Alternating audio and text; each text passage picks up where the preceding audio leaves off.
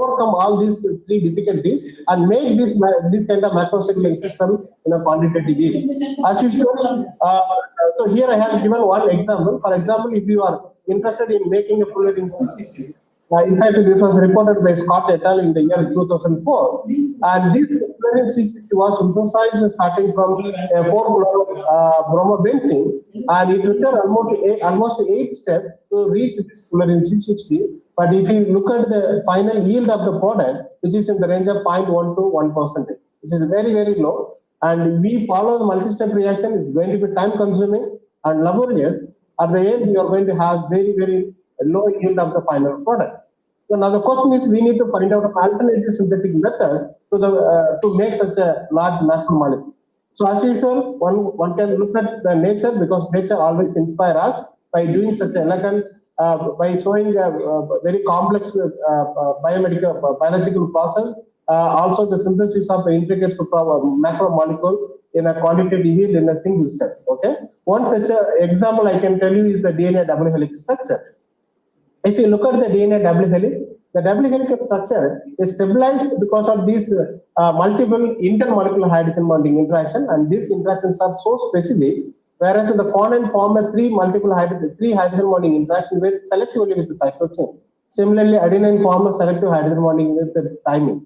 So because of this multiple intermolecular hydrogen bonding interaction, the DNA double helix structure is stabilized. Okay. So now people started to use, why can't we use this such a non-covalent interaction to assemble a well-organized, beautiful macromolecular complex? Okay. So before we go into the how one can use supramolecular self-assembly to make a macromolecule, let me tell you what are supramolecular self-assembly and what are the advantages compared to the covalent synthesis. Okay? Supramolecular self-assembly, which is nothing but a spontaneous association of 2 or more building units, which results in the formation of discrete or oligomeric supramolecules, which are basically driven by non-covalent interaction. So if you see, I have given 4 different objects. If you see that 4 different objects having a different shape, size, and you can see that the color code may be considered as a different functional group present in it. So if you allow them to react through self-assembly process, one would expect such a well-organized object, and this may not be possible in the case of traditional covalent synthesis, because you may not get this kind of expected or well-organized structure. So this is possible only in the case of self-assembly process. Now, let me tell you that what are the advantages of using self-assembly compared to the traditional covalent synthesis. As I said, the self-assembly in nature, you can see that it happens in a single step. Similarly, one can also make a large macromolecule following the self-assembly process in a one-part synthetic procedure. Since it's a one-part synthetic procedure, it's going to be time-saving and less laborious compared to the covalent synthesis. Also, one can expect the final product in quantitative yield because we are not following the multi-step reaction.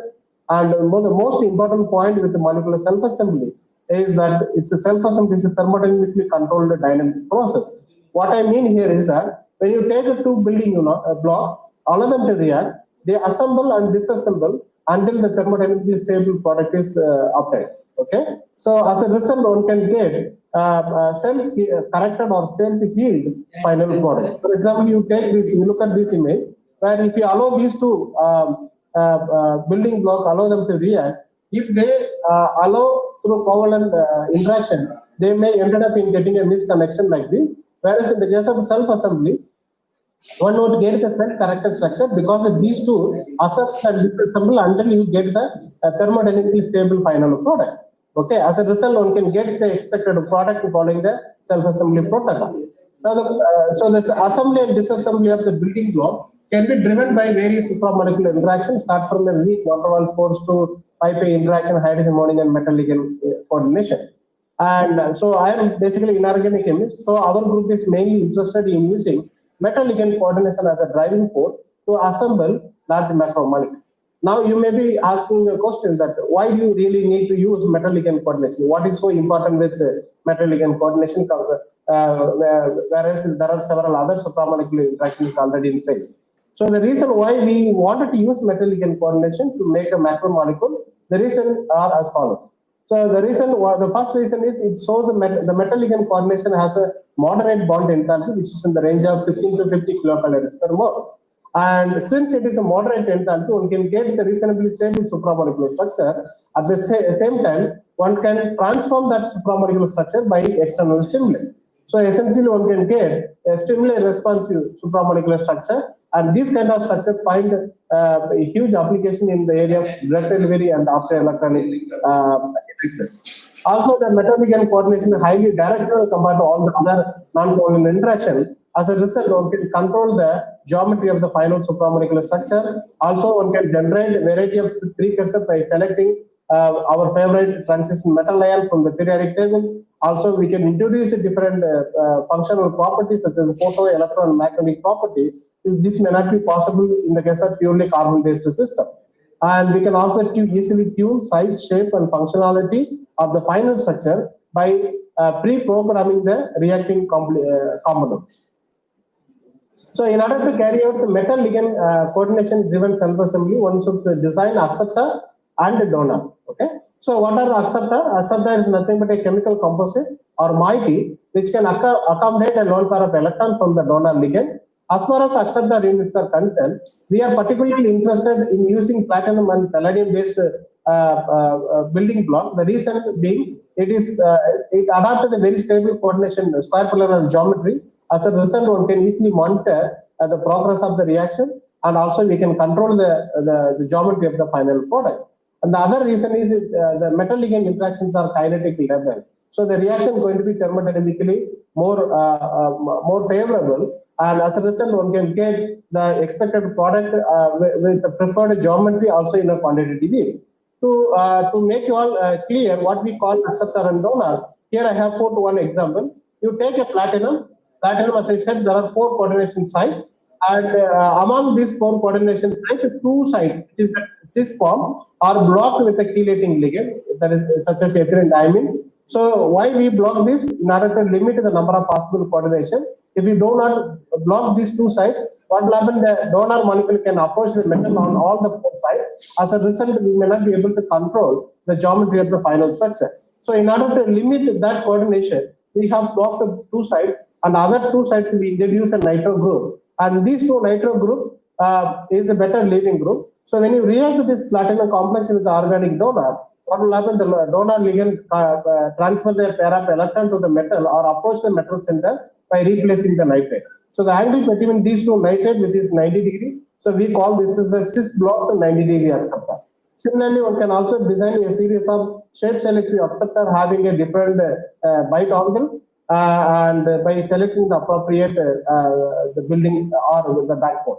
For example, if you take this anthracene having 1,8 diplatinum system, the angle between these 2 platinum is going to be 0 degree. Similarly, one can also make several other acceptor systems. Now we have acceptor, next is we need to make a donor molecule. So donor, as we all know, is just opposite to the acceptor system. It donates a pair of electron to the acceptor to make a coordination bond. And what I mean here, the bite angle is the angle between the 2 donating or accepting side.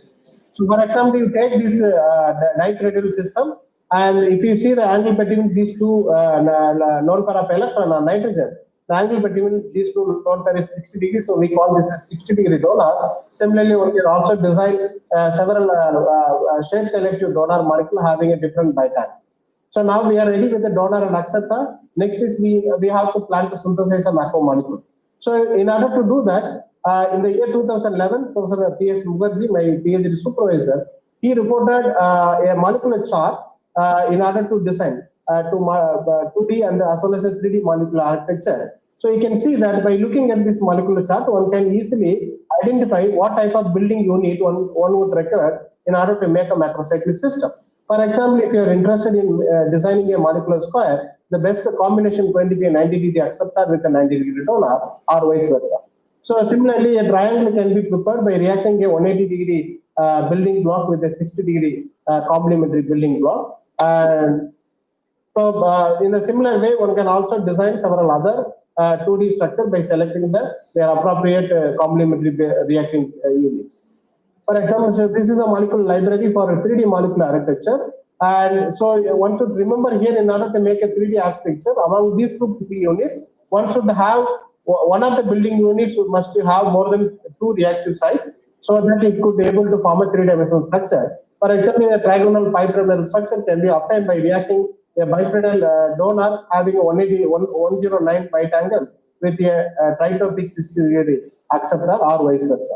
Okay. Similarly, one can also design various such macrocycle complexes following this molecular library model. So far what I have discussed is just a basic on supramolecular self-assembly and metal directed self-assembly process. Now I will show you a very few selected example how one can use metal ligand interaction to make a macrocycle and some of their applications. Okay. So what I'm going to show as a first example is the molecule which I prepared during my PhD. So this was in fact the very first publication in my research career that was published in organometallic chemistry, organometallic. So where you can see that we prepared a diplatinum 90-degree acceptor incorporating a carboxyl fluorophore moiety, where the angle between the platinum, nitrogen and platinum, which is 90 degree, we reacted this 90-degree acceptor in a stoichiometric ratio with this flexible dipyramidal donor. In acetone, after heating at 50 degrees centigrade, within a 5 hours time, we could be able to get such a well organized 2+2 molecular square. And in fact, this is a single crystal structure of that molecular square. And if you look at the molecular square, there are two different functional groups, which is very interesting one. You can have, you can see that there are two amide receptor site and two carboxyl based fluorescent moiety. So since we all know that amide can selectively interact with different anionic species, so we thought why don't we use this molecular square as a sensor for different anions. So as a result, just to test to check whether this macrocycle can show the selective binding with the different anion, we selected only 4 different anions, and we found that, and the fluorescent titration study shows that the pyrophosphate was showing very strong binding affinity towards this molecular square, whereas the other anions such as perchlorate, fluoride, and dihydrogen phosphate did not show a strong interaction with the molecular square. And in fact, we also quantified the interaction, the binding between the pyrophosphate with this molecular square upon doing the gradual addition of pyrophosphate to the macrocyclic system, where you can see this is the initial emission intensity of the molecular square, and upon increasing the concentration of pyrophosphate, the intensity was gradually increases as we increase the concentration, and we found that the binding constant was in the order of 10 power 4. So there's a second example what I'm going to show from a group at Cambridge University. As we all know that white phosphorus is the P4 molecule, which is not quite stable when exposed to air and water. It easily ignites and spontaneously react with the water as well as air, and quickly decompose into phosphorus 5 oxide by releasing a substantial energy. So as a result, we always see that white phosphorus is highly flammable and pyrophoric, which means that easily catch a fire. Well, that's what I mean pyrophoric here. So if you look at the reason why it is a pyrophoric or easily flammable, so we will see that why it is actually very reactive species. You take the tetrahedral structure of white phosphorus, which is basically like this, and the phosphorus chemical interaction, which is the bond strength, is in the range of 2 kilojoules per mole. And so, and upon interacting with water molecule, with the air, what happens? This white phosphorus transform into P4O10, where the phosphorus oxygen bond strength, which is in the range of 330 to 650 kilojoules per mole. You can see that the reason why it is highly reactive, because you look at the chemical bond strength, which is 200 kilojoules per mole in the case of starting material, whereas the product after reacting with the O2 molecule, the product of bond strength, which is 332, 650 kilojoules per mole. So because the product is going to be more stable, as a result of the low activation barrier, so this reaction follows a low activation barrier. As a result, this species is highly reactive, and this P4O10 subsequently react with atmospheric water and finally transform into phosphoric acid. Now the question is, can we stabilize these reactive species somehow even in presence of air as well as the water molecule? The idea is very simple. You take a very reactive species or the wild animal, and so one way to control this furious animal is put them inside the cage. Okay, so outside the cage, you have to listen to this species, but once you put it inside the cage, they will listen to it. Okay, so this simple logic was used by Professor Jonathan Nitzke at Cambridge University.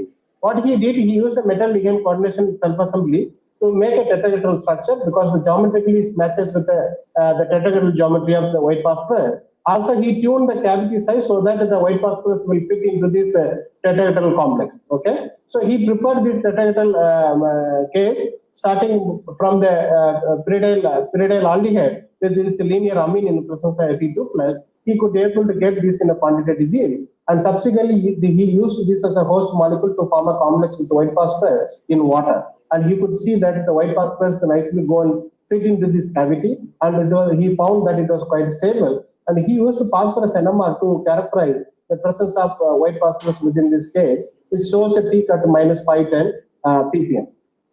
Now, so he also observed that within the once the white phosphorus goes inside this cage, even in presence of oxygen or water molecule, this white phosphorus do not react with water or air or water molecule to form a phosphoric acid or the P4O10, that is phosphorus 5 oxide. The reason why that is very stable within this cage, because if you look at the cavity size, which is very small, it can accommodate only the white phosphorus. Okay, but if you look at the P4O10, which is larger in size compared to the white phosphorus, so since in order to form this P4O10, what to design a large macromolecule, but the cavity size is not enough to accommodate the product of this white phosphorus. As a result, the white phosphorus is completely stable, and that stability is driven by the cavity confinement effect. So in addition to the stabilization of the white phosphorus, they also demonstrated the extraction of white phosphorus from the capsule. So in a separate study, they found that the same tetrahedral cage showed very strong binding affinity towards benzene. Okay, so now they used the benzene as a competing analyte in order to release out this white phosphorus from the capsule. They took white phosphorus and hostess complex of the cage with white phosphorus in water in a test tube, and then they layered benzene. Upon shaking this solution, they found that the benzene layer slowly goes into this cage because the cage shows a preferential binding towards benzene, and then release out this white phosphorus to the benzene layer. So as a result, once this comes out, what will happen? It can react immediately with dissolved oxygen and also further reaction with the water, and then transform into H3PO4 phosphoric acid. So this extraction of white phosphorus, he monitored using phosphorus NMR, where you can see that in the previous case, within the cage, white phosphorus shows a peak at minus 510 ppm, whereas once it is released to the benzene layer, there was a 10 ppm shift because there won't be any confinement effect once the white phosphorus is released back to the benzene layer, and then H3PO4 shows a peak at 0 ppm. In fact, the H3PO4 is a standard when we record the 31P NMR. Okay, so this capital can be used to store P4 white phosphorus safely. Also, we can control its release from the chemical reaction, and it can also be used directly as a means of cleaning up highly dangerous phosphorus spillage. And in general, this idea can be extended further in order to selectively absorb and sequence various environmental pollutants. So it can find application in the environmental science of these particular findings. Okay?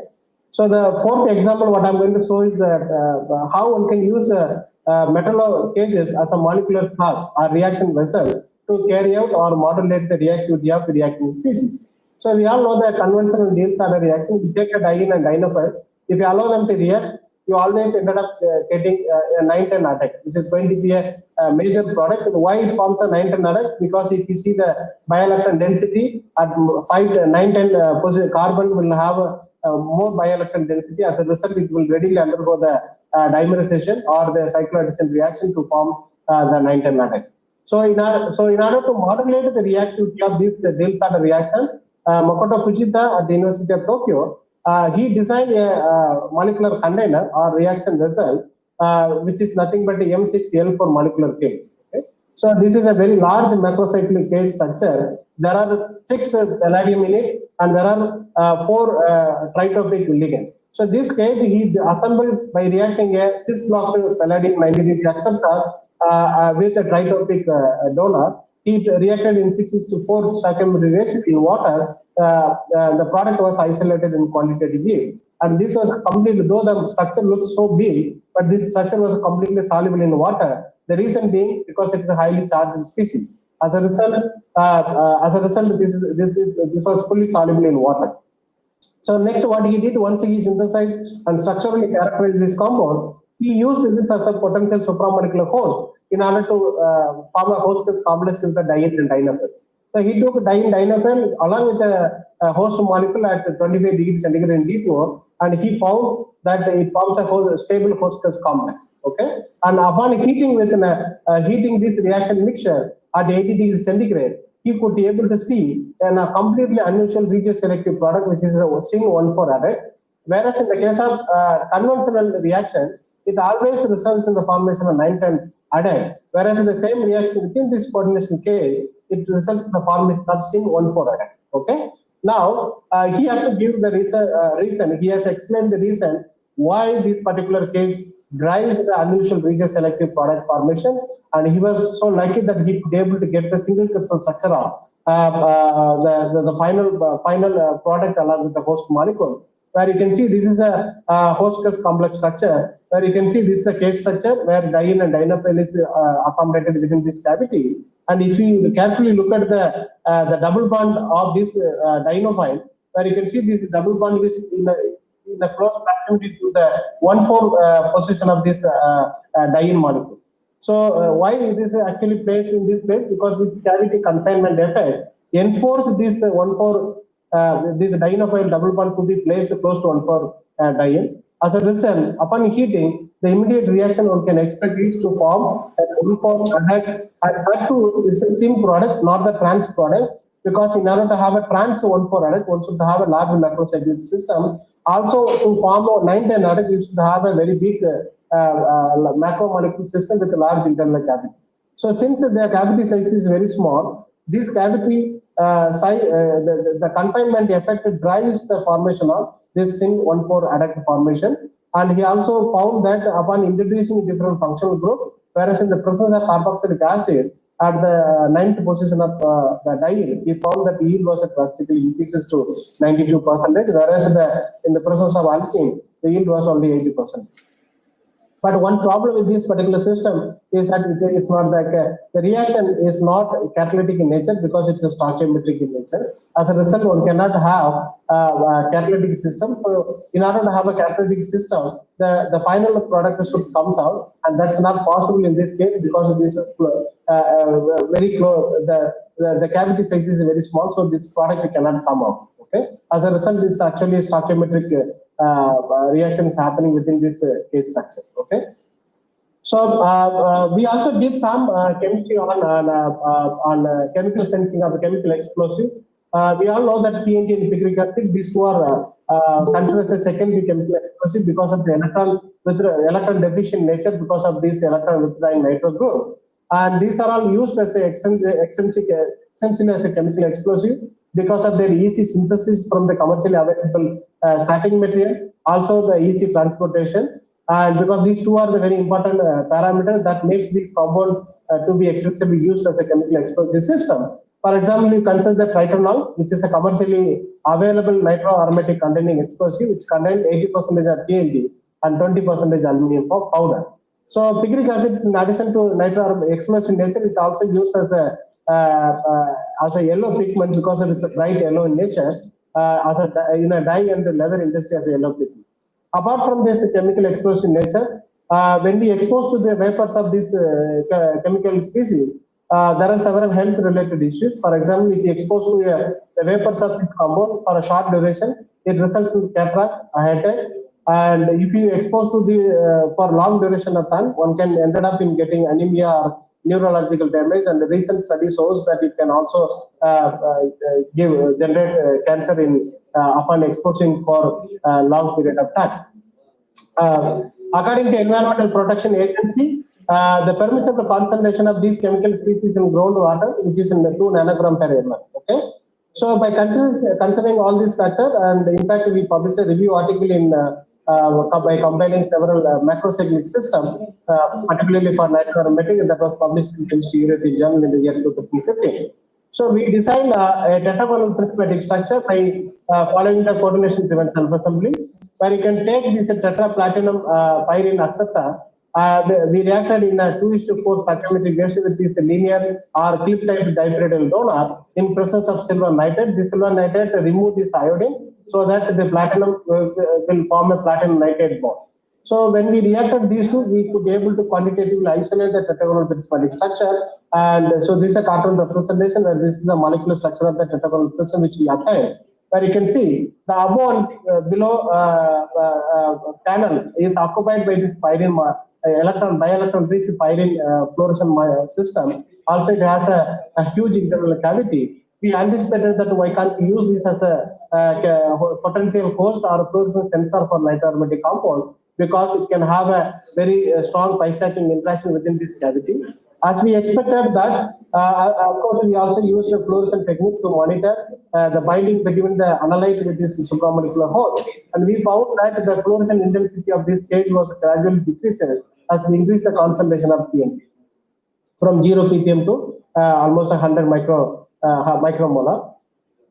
So this binding was also clearly visible, where the green fluorescent, bright fluorescent intensity was completely quenched upon adding TNT, and the binding was kind of constant, which was calculated to be in the order of 10 power 5. And we also did a similar binding study with other competing analyte. We found that this case shows a very selective or preferential binding affinity towards the TNT and picric acid. So in order to meet the practical application, we also did the sensing in the solid, in the vapor phase. We took this cage in the solution and drop tested on the quartz plate. And this is a film of the tetragonal prism of the quartz plate, where you can see the SEM image shows a highly porous structure of this.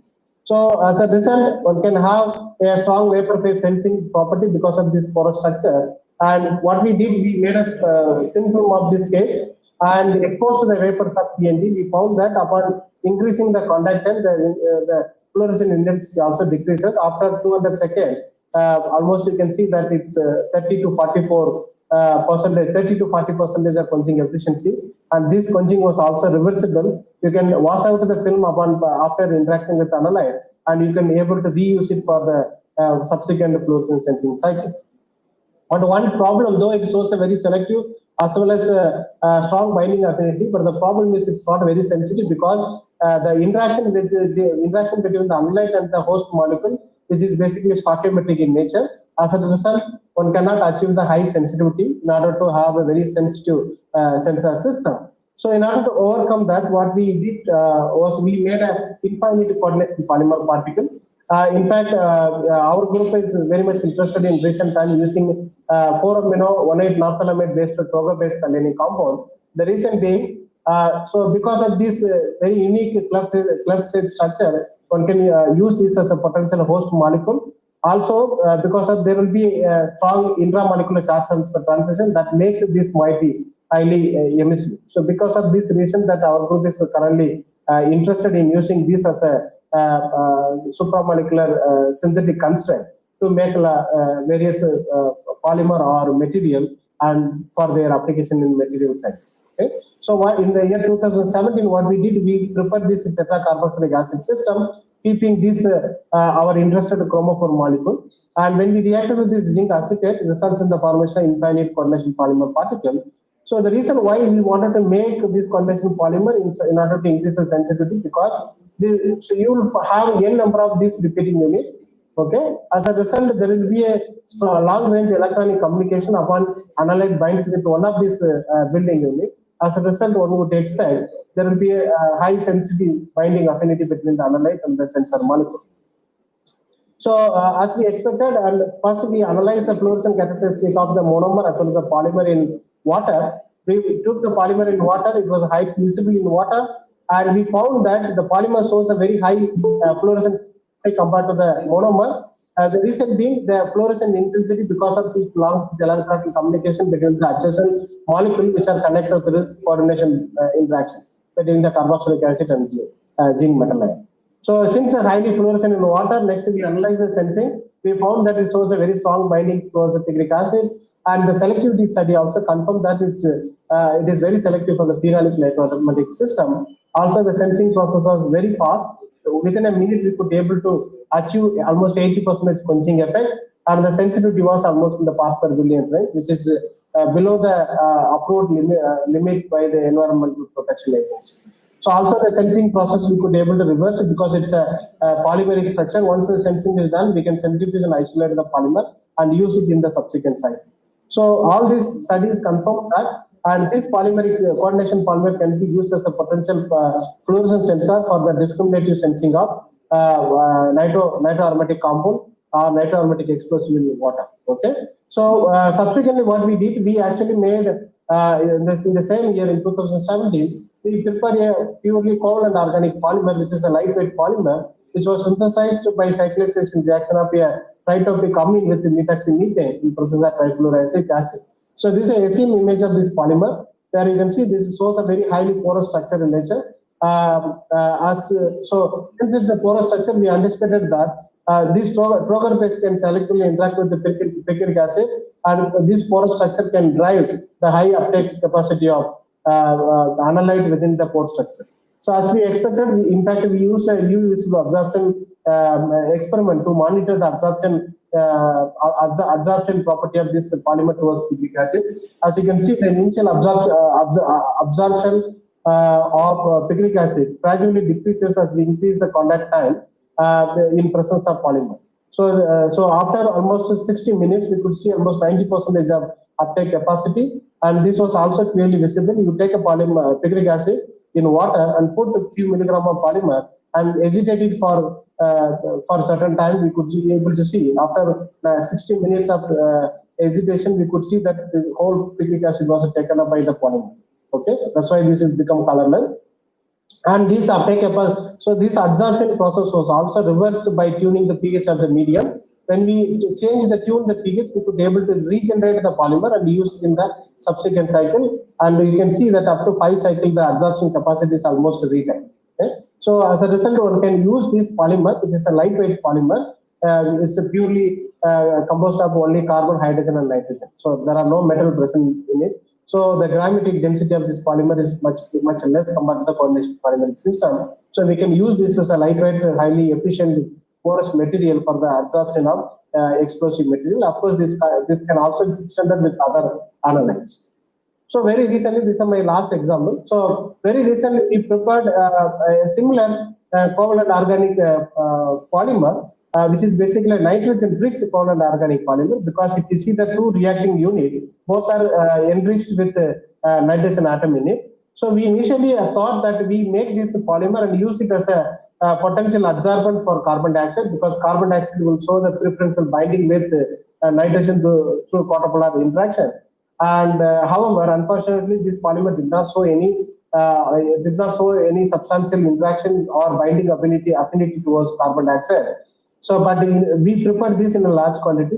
We didn't want to throw it off. So rather, what we did, as we know that the fluorescent, this particular moiety shows a very interesting fluorescent property because of this intramolecular charge transfer transition. We thought that the ICT process is also always sensitive towards the medium where we are measuring the emission property. So we found that let's first analyze the fluorescent property of this polymer. To our surprise, what we did, we took this polymer, put it in different solvent, start from a low volatile to highly volatile organic solvent molecules, and we found that this shows a very selective turn on for fluorescent property towards dioxin as well as THM. Alright, okay, where you can see, whereas the other volatile organic compound did not show such a significant change in the emission characteristic. Only in the case of dioxin and THM, it shows a very strong binding or turn on fluorescent characteristic. So in fact, we calculated the number-fold emission enhancement. We found that with respect to water, and we found that the dioxin shows almost 44% emission enhancement compared to the emission of this polymer in water. And we've also found that it shows the sensitivity which is in the range of parts per million. So we could also use, in addition to the sensing of dioxin, we could also reverse the sensing process in presence of in both the glycol as well as the dioxin, because the dioxin in general preferred by the from starting from the glycan. Also, it shows a very selective binding interaction in the vapor phase, where we made a thin film of this polymer. We exposed to the polymer to the dioxin vapor. We found that turned on fluorescent enhancement. Okay. So as a result, we see that we originally thought we will use this polymer for absorption of carbon dioxide, but we failed to achieve that. Whereas we use this polymer for other sensing as a sensor for volatile organic compound. In fact, this was published in last December in Chemical Communication. You can see that so even a simple finding can go into the high impact paper. Okay. So with this, let me thank my research team at IIT Palakkad. I have very dynamic and very hardworking students in my research group, and I have 2 PhD students and 1 postdoc and research assistant, also a MSc project student in my group. I also thank IIT Palakkad for the financial support as well as the facility. Also the ACRB for ACRB and IRIS Research Council for the financial support to carry out some of our research which I have shown. So what I have showed in this presentation only the material aspect of very few selected finding from our group. Of course, we are also very much interested on the biological application. Binduja Mohan is working on biological aspect, whereas Anand is working on the covalent organic polymer based material for environmental related stuff. So I also thank you all for the kind attention. I'm happy to answer if you have any questions. Thank you.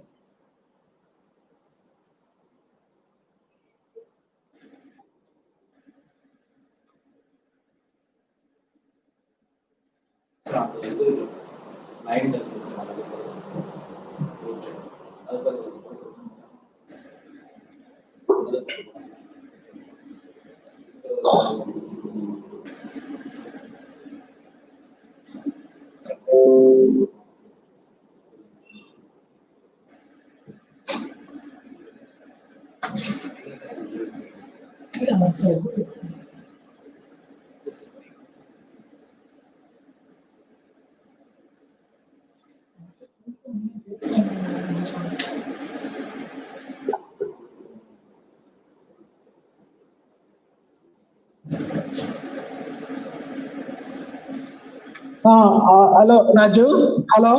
Yes. Yeah, this is Chinnaswamy. Actually, your talk is really excellent. You did great work. Appreciated your time and this presentation. So actually, I have some concern regarding to your last part of talk, the polymers, coordination polymers, like sensing of organic volatiles. That is a covalent organic polymer. Yeah. Okay. Yeah, covalent organic polymer sensing of organic volatiles. Yeah, exactly. This part. Yeah. So actually, how much nicely these molecules are soluble? Are you are making like a powder, or you are checking the sensing ability, or you are making a thin film, or how you are performing the sensing? Yeah. So anyhow, I got your question. So thank you, Tina, for asking this question. It's a very interesting question. So the ultimate aim is to make a thin film based sensor for selecting volatile organic compound. Okay, that will be our ultimate aim. Of course, I said that this polymer we prefer in order to selectively absorb carbon dioxide and transform carbon dioxide into useful commodity. That was our original aim. Okay. And unfortunately, we could not achieve the high uptake capacity towards carbon dioxide. So since we prepared this compound in large quantity, we didn't want to throw it off. So what we did, we know that this shows a very strong fluorescent characteristic because of the intramolecular charge transition.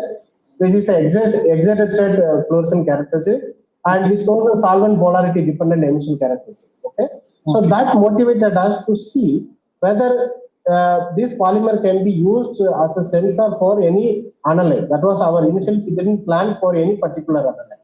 Okay. Yeah. So we just put it in a different volatile organic system, including start from toluene to in fact DMSO. We found that only in the case of dioxin and THF, we found that the emission intensity was drastically increased, which is almost 44 times compared to the emission characteristic of polymer in water. Okay. So what you see here, the visual color change, is not actually since it is a polymer which will not be soluble in any of this organic medium. What we take 1 milligram, we took 1 milligram of this polymer and put it in different solvent and sonicate it for 30 minutes. And the sonication did not disturb this framework structure because it's a covalent polymer.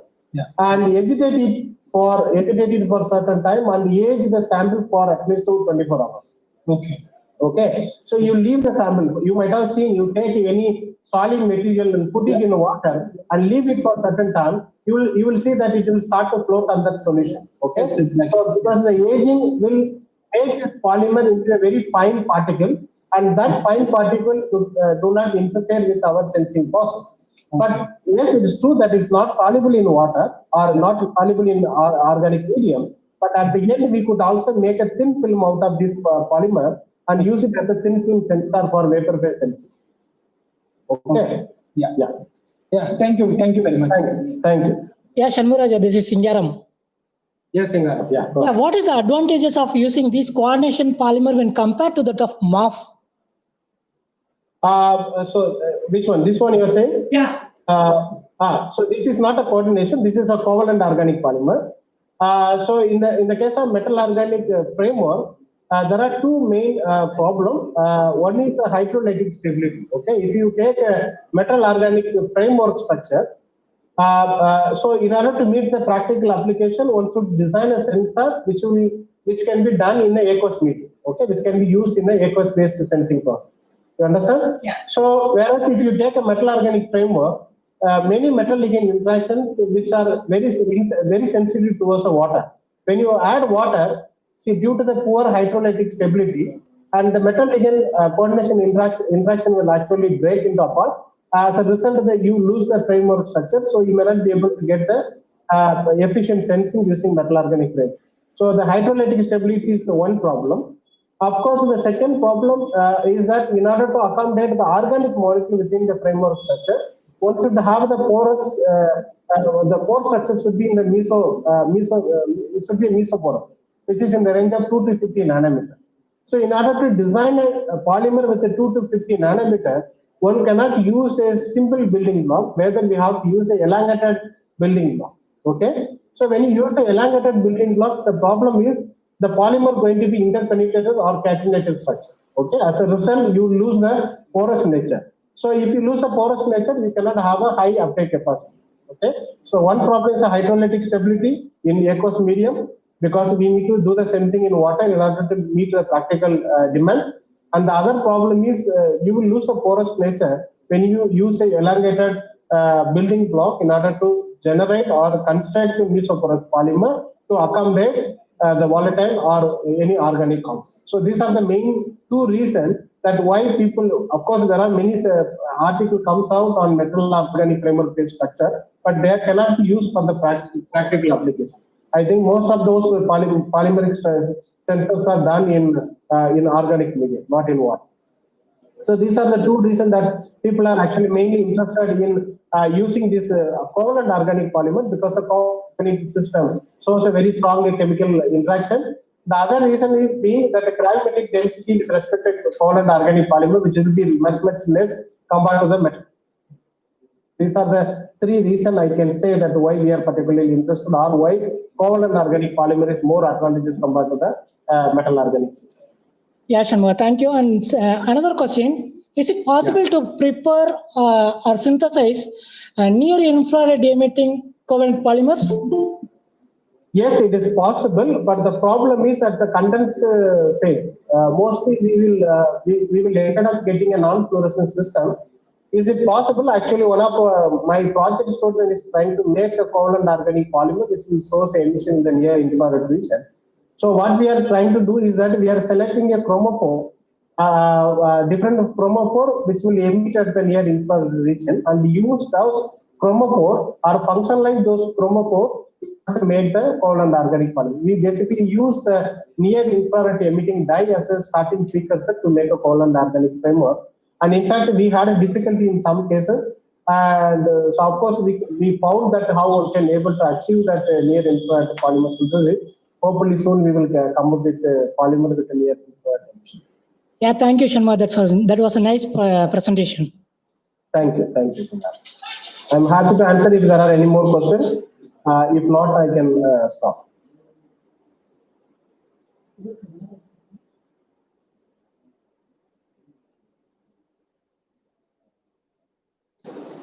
Sir,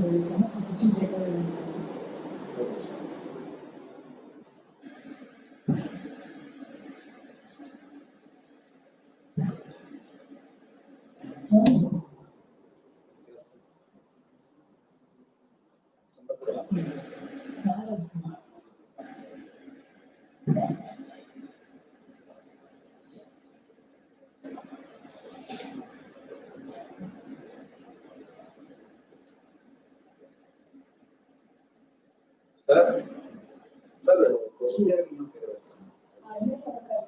thank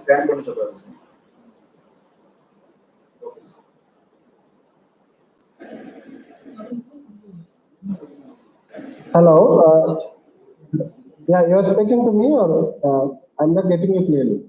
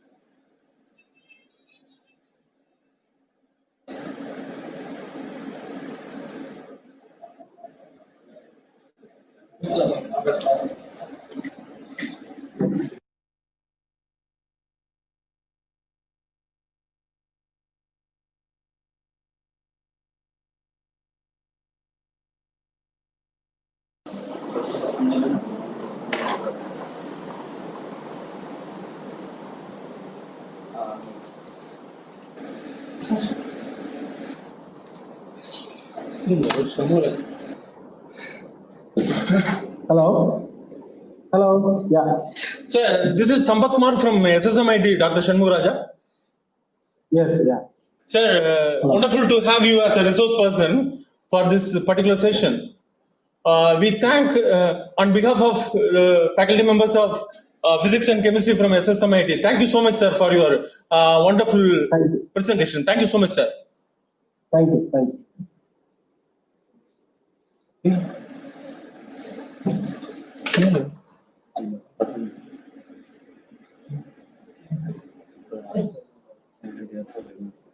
Sing around.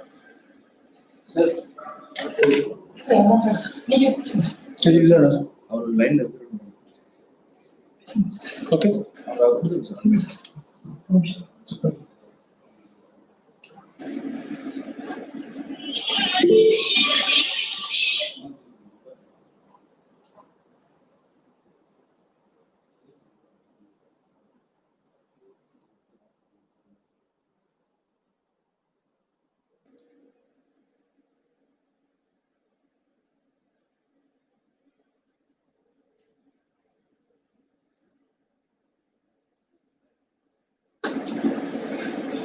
மச்சி அது ஒன்றாவது session நீ லைவ்ல வரியா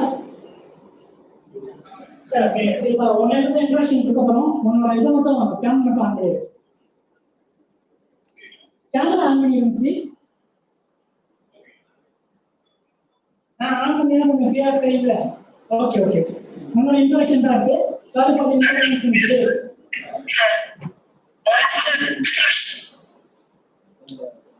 Once again, very good morning to all of you. I'm happy to introduce the next resource person, Dr. Harinarayanan Janakiraman. He is presently working in Medical University of South Carolina, USA. He got his PhD in medicine from Hiroshima University, Hiroshima, Japan. He did his MSc in biotechnology in Baridasan University, Tiruchirappalli, and he has written 7 book chapters, both in English and Tamil. Most importantly, he is a science writer in a Daily Tandi with the title of Tomorrow's World since 2015. We are happy to have you, Mr. Dr. Harinarayanan, for this session. Thank you. Thank you. Can I get started? Yes, you can proceed, Dr. Harinarayanan. Okay, cool. Let me just share my screen.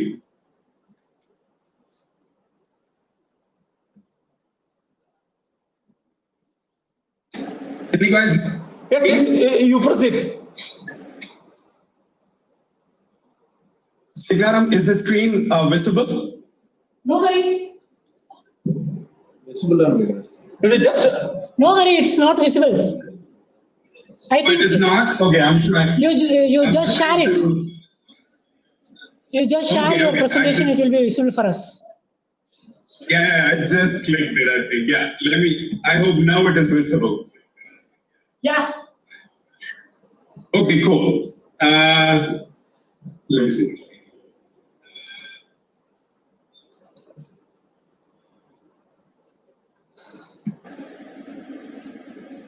Now it's visible, just click F5. Yeah, I'm trying to go for the slideshow. Yeah. It just is coming out of the.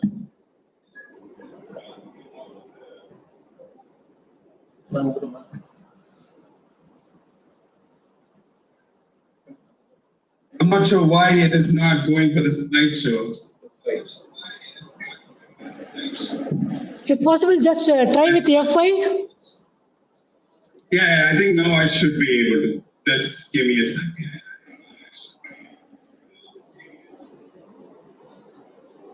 Yeah, I think now it's. Yeah, now it's visible, Hari. Now you can proceed for your Okay, presentation. sorry for the delay. Fine, good morning to everybody. And first of all, I would like to thank the organizers coming from Dr. Sendil Kumaran, the principal of the college, and my dear friend Singaram for this wonderful opportunity. And I think this is my second time presenting to people back in India. So it's a very happy feeling. So I would like to get started with the topic right away. So the topic I'm going to present today is miRNA and its applications in medicine. And like the introducing person said, I worked at the Department of Surgery in Medical University of South Carolina, United States. So before I start the presentation, I have this habit of like cautioning the viewers or the readers that I can say quote Palluvan, Eporul Yayar by Kelpinum, Aporul Mayporul Kanpadariver. So Tiruvallur சொன்ன மாதிரி யார் எது சொன்னாலும் அவங்க எவ்வளவு பெரிய ஆளா இருந்தாலும் அவங்க சொல்றதுல இருக்கிற உண்மை தன்மை என்ன அப்படின்னு சொல்லிட்டு நம்ம எல்லாரும் வந்து கன்ஃபார்ம் பண்ண வேண்டியது நம்ம எல்லாரோட கடமை சொல்றதை அப்படியே ஏற்றுக்கொண்டது. So the famous physicist Richard Feynman also said that okay, I would rather have questions that can't be answered than answers that can't be questioned. So I don't want to have answers that can't be questioned. With saying so, we want to have answers that can be questioned, and then we can find out the real truth, even if the person who says is a big person or like eminent person. So with that, I would like to move to the topic. So the overview of this presentation is going to be microRNA basics. We're going to start with the discovery and biogenesis. and mechanism. And the next would be microRNA cancer. So this talk will be mostly of cancer and a little bit about other diseases. That's because most microRNAs that have been studied so far is all in cancer, except a few in other diseases such as cardiovascular and hepatitis, to name a few. So we will look at the functions and the way they are altered in many cancers, and then the mechanisms by which they affect their functions in cancer and in other diseases. So like I said, the other topic would be microRNAs in other diseases such as heart diseases, hepatitis, diabetes, etc. And the next would be the applications of these microRNAs in medicine. It's not just a study, just to read and to learn about microRNAs. It has real-world applications which can become a therapy to treat cancer or other diseases. So that will be the next topic, which is microRNA-based therapeutic.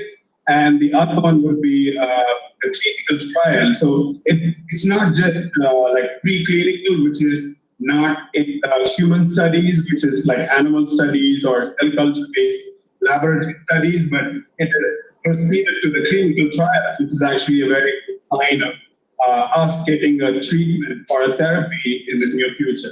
Then that would be followed by summary and conclusion.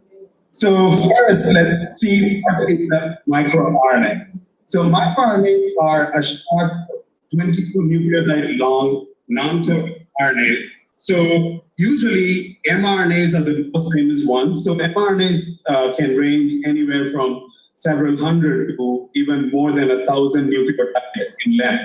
But these, in contrast, are just short 22 nucleotide only in length, and then they are non-coding RNAs. So mRNA is a messenger RNA, and that codes for a protein. You all might have read that central dogma is a gene or a DNA to RNA and then to protein. So work parts of our cell, which carry out all the functions in our cell. So these, in contrast, are actually non-coding RNA. So these will not code for a protein, but it doesn't mean that they don't have any function, like cellular machinery. They have a lot of function, which we're going to see one by one. So they are non-coding RNAs. They are basically processed from a structure called the hairpin structure, which is the RNA is a multinucleotide structure. Basically, from a microRNA gene, a hairpin is produced first, and then that is processed to get this final 22 nucleotide long non-coding RNA, which we call microRNA. And the important thing is, most of them are third, which means you can see these microRNAs starting from a lower organism, such as a worm, which is Caenorhabditis elegans, which is a round worm, basically. So starting from that lower organism, including plants, we can see these microRNAs, including until humans, which are most evolved organisms in the world right now. So these are conserved, which means evolutionarily they are significant. They have certain really significant role in cellular functions and also life of an organism. So that is why studying microRNA is very important, and then getting a therapy from microRNA will be more significant because they are evolutionary considered, so that we can expect some kind of therapy significance when we use it as therapy. So the first microRNA was discovered in 1993, and that was a small RNA transcribed from a locus called Lin4 locus. So this was actually a microRNA which controlled mRNA called Lin4. So this was the first ever microRNA discovered, and you can see in the image, this is the hairpin structure, which is a characteristic structure of microRNA. And this was discovered in the organism called C. elegans, which is a very popular organism studied in the laboratories for many, many cellular processes. So followed by that, after 7 years in 2000, the first mammalian microRNA, LED7, was discovered. And now there are over 2,500. It should be even more. So we have a number of microRNAs being discovered every day. So in humans, about 277 genes actually produce microRNAs, and they fall into 153 conserved mRNA family. So with similar characteristics in their function, you can actually group the microRNAs into particular families. Like that, you have 153 families in humans only, but you have other organisms, including plants, having so many microRNAs. How do these microRNAs function in cells? Basically, they control three different processes, which is differentiation, which is a cell differentiation, and the next is proliferation, which is actually the cellular growth, and the next. So a cell has to differentiate to do its functions, and then it has to grow to get the organism to grow until its limit, and then every cell has to survive any kind of damage or any kind of stress. So these are the vital functions of cell, and this particular microRNA is controlling all these three processes. And if you ask how, they do it through something called RNA degradation. So like I said at the beginning, every RNA is going to become a protein, and those proteins are the workhorses of the cells. So if you damage any protein, you're going to lose enzyme, hormone, and many other functional units in the cell and in the body, including human beings. So these miRNAs actually degrade RNA, or they will make RNAs unstable or unstable. So they actually disrupt the stability of these mRNAs, or finally they actually can inhibit the translation, which is from mRNA to protein. So from mRNA to protein, the process will be stopped, blocked by these mRNAs, and we're going to see in the next slide as to how that happens. So next we're going to look at the mRNA biogenesis and the mechanism of its action. So here the example taken is BLET7A1. That is the mRNA taken, for example, for the illustration. So the microRNA biogenesis starts with a microRNA gene transcribing with help of RNA polymerase enzyme 2 into a hairpin structure, which has a cap and a tail, which is polyadenylation. So after that, this particular hairpin structure is called primary microRNA, and that is going to be a big microRNA, and that actually goes to which is an RNA polymerase enzyme with help of its cofactor. It's going to convert this big miRNA called primary mRNA into a 70 nucleotide pre-miRNA. All these processes happen in the nucleus. So now the microRNA or the pre-microRNA is ready for processing going into the cytoplasm. So that is actually done by two proteins called protein 5 and RAMPTP. So these two proteins take the pre-miRNA from the nucleus and then transport them to the cytoplasm. So in the cytoplasm, another enzyme called titer is actually going to act on this duplex, which is actually two miRNA strands, which have about 70 nucleotides. So this titer is going to unwind this duplex structure of microRNA, and then that is going to produce the mature microRNA.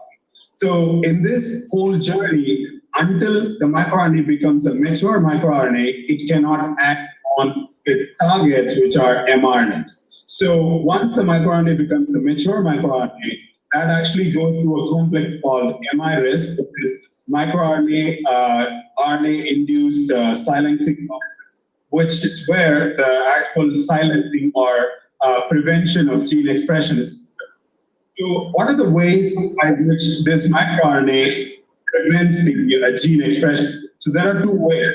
One is perfect complementarity. So if you ask me what perfect complementarity, so this microRNA, which is about 22 nucleotide in length, has something called a seed sequence, which is 7 nucleotide in length.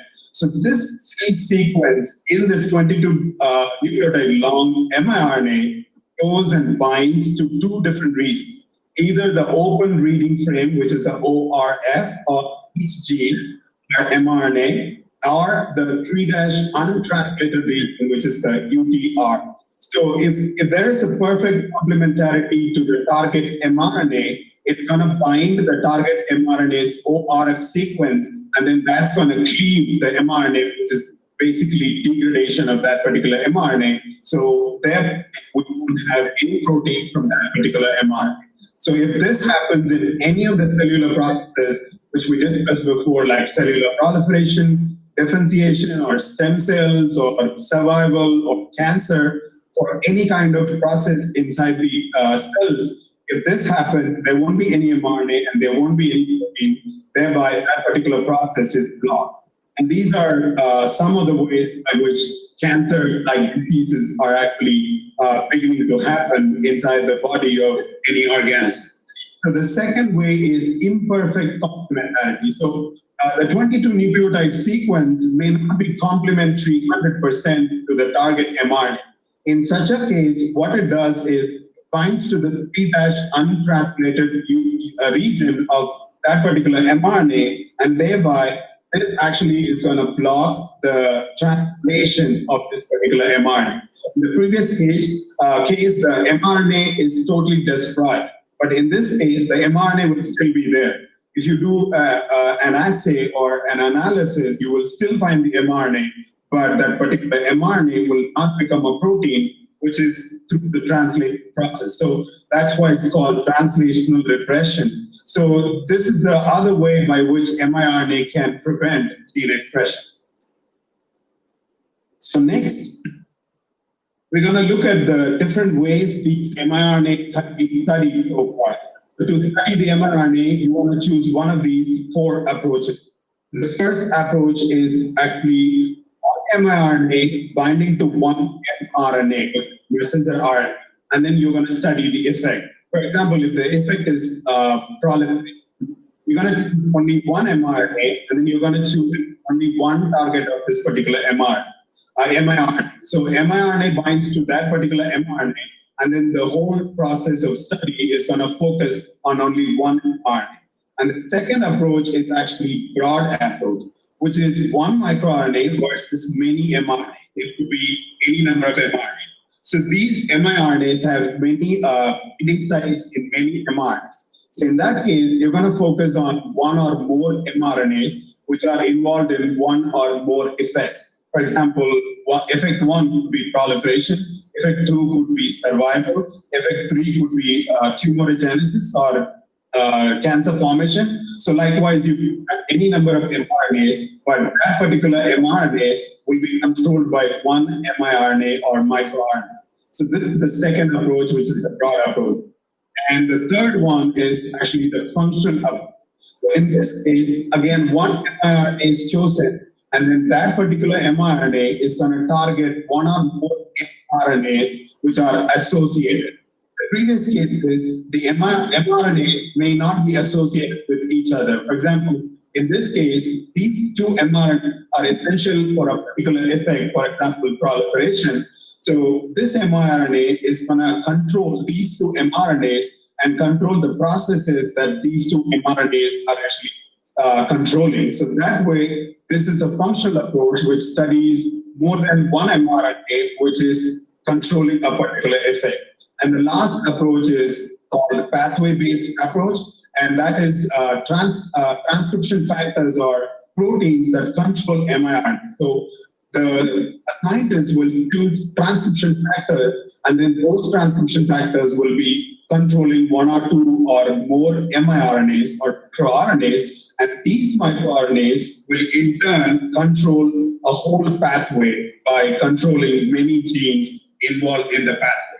So for example, you have several pathways in the cells, such as Wnt pathway or beta pathway. They're all having different functions in the body or in the cells function. So this particular method is actually focused on a whole pathway, which involves one or more mRNAs, but that will affect only one process. For example, proliferation or stem cell production or cancer formation. So these are the four different approaches.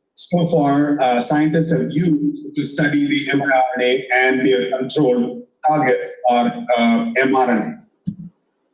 So next, we're going to look at the involvement of mRNAs in cancer. So basically, so far, studies have been done either on tumor suppressor or oncogene. Tumor suppressors are genes which actually suppress the formation of tumor or cell proliferation.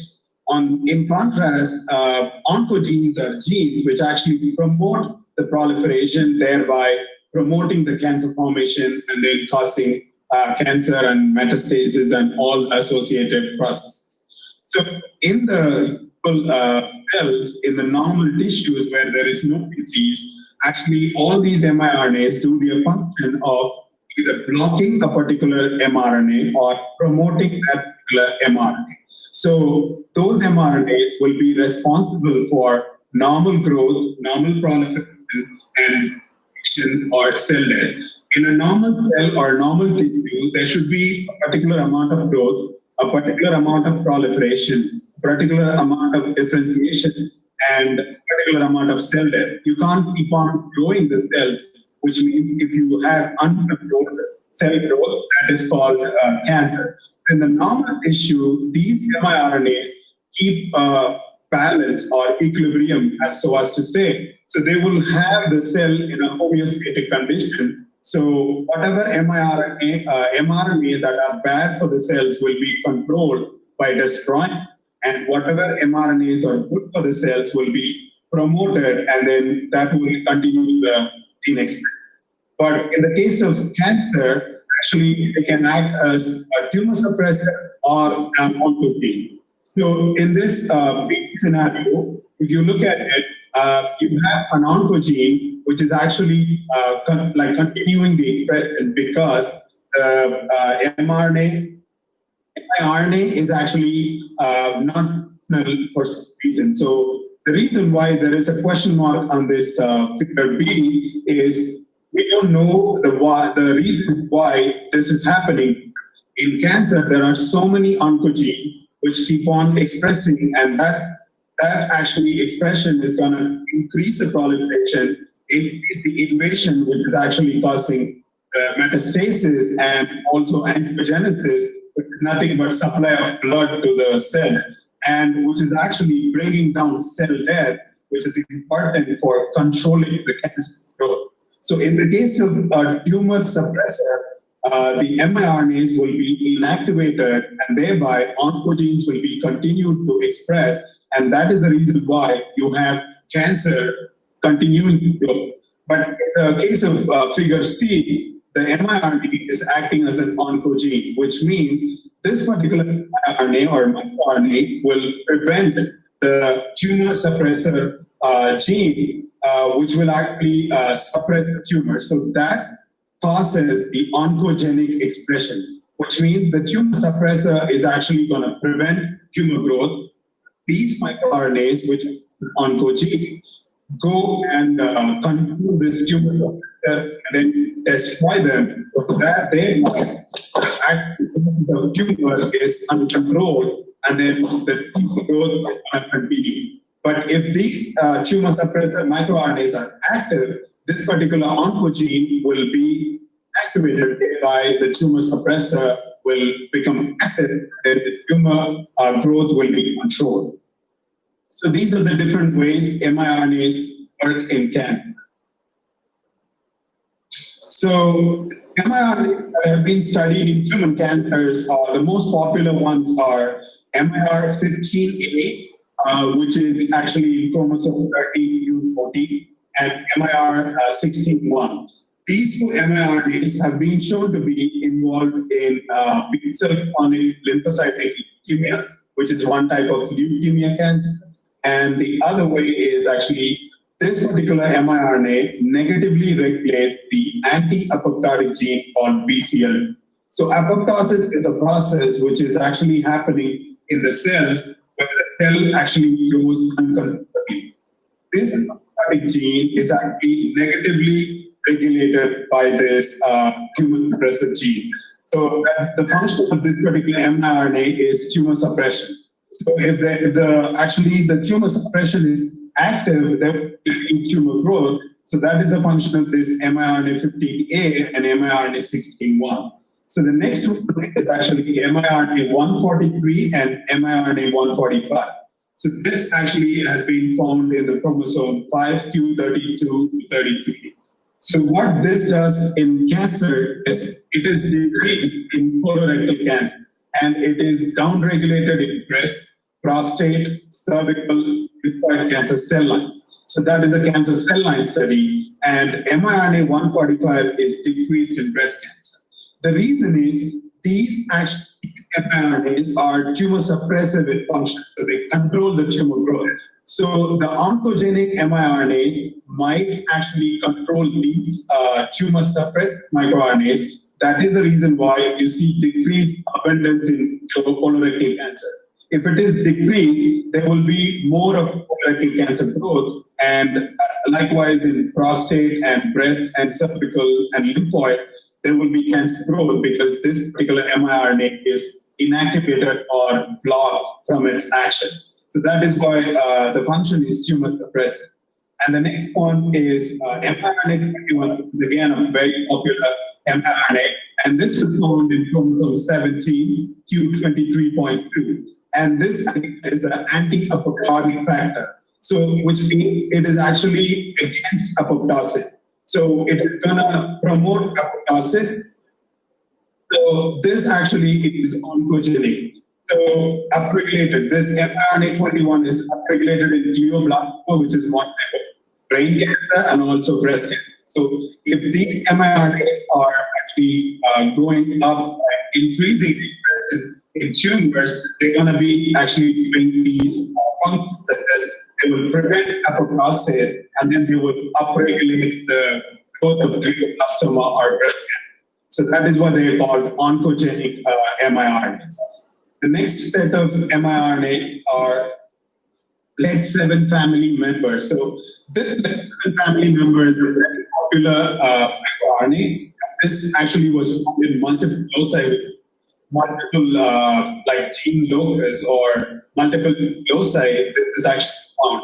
So this is supposed to be having a lot of function because it is in a lot of places in the genome. So how it is associated with cancer? So this actually is negatively regulating the RAS oncogene. So the RAS oncogenes are oncogenes which actually promote the cancer growth, which is popular in pancreatic cancer, and then they actually promote cell proliferation, cell differentiation, and they are found to be less in lung cancer. So this is basically found to be a tumor suppressive miRNA, which means this will prevent the tumor growth. And because of that reason, this LEG7 mRNA will be mostly inactivated in many cancers.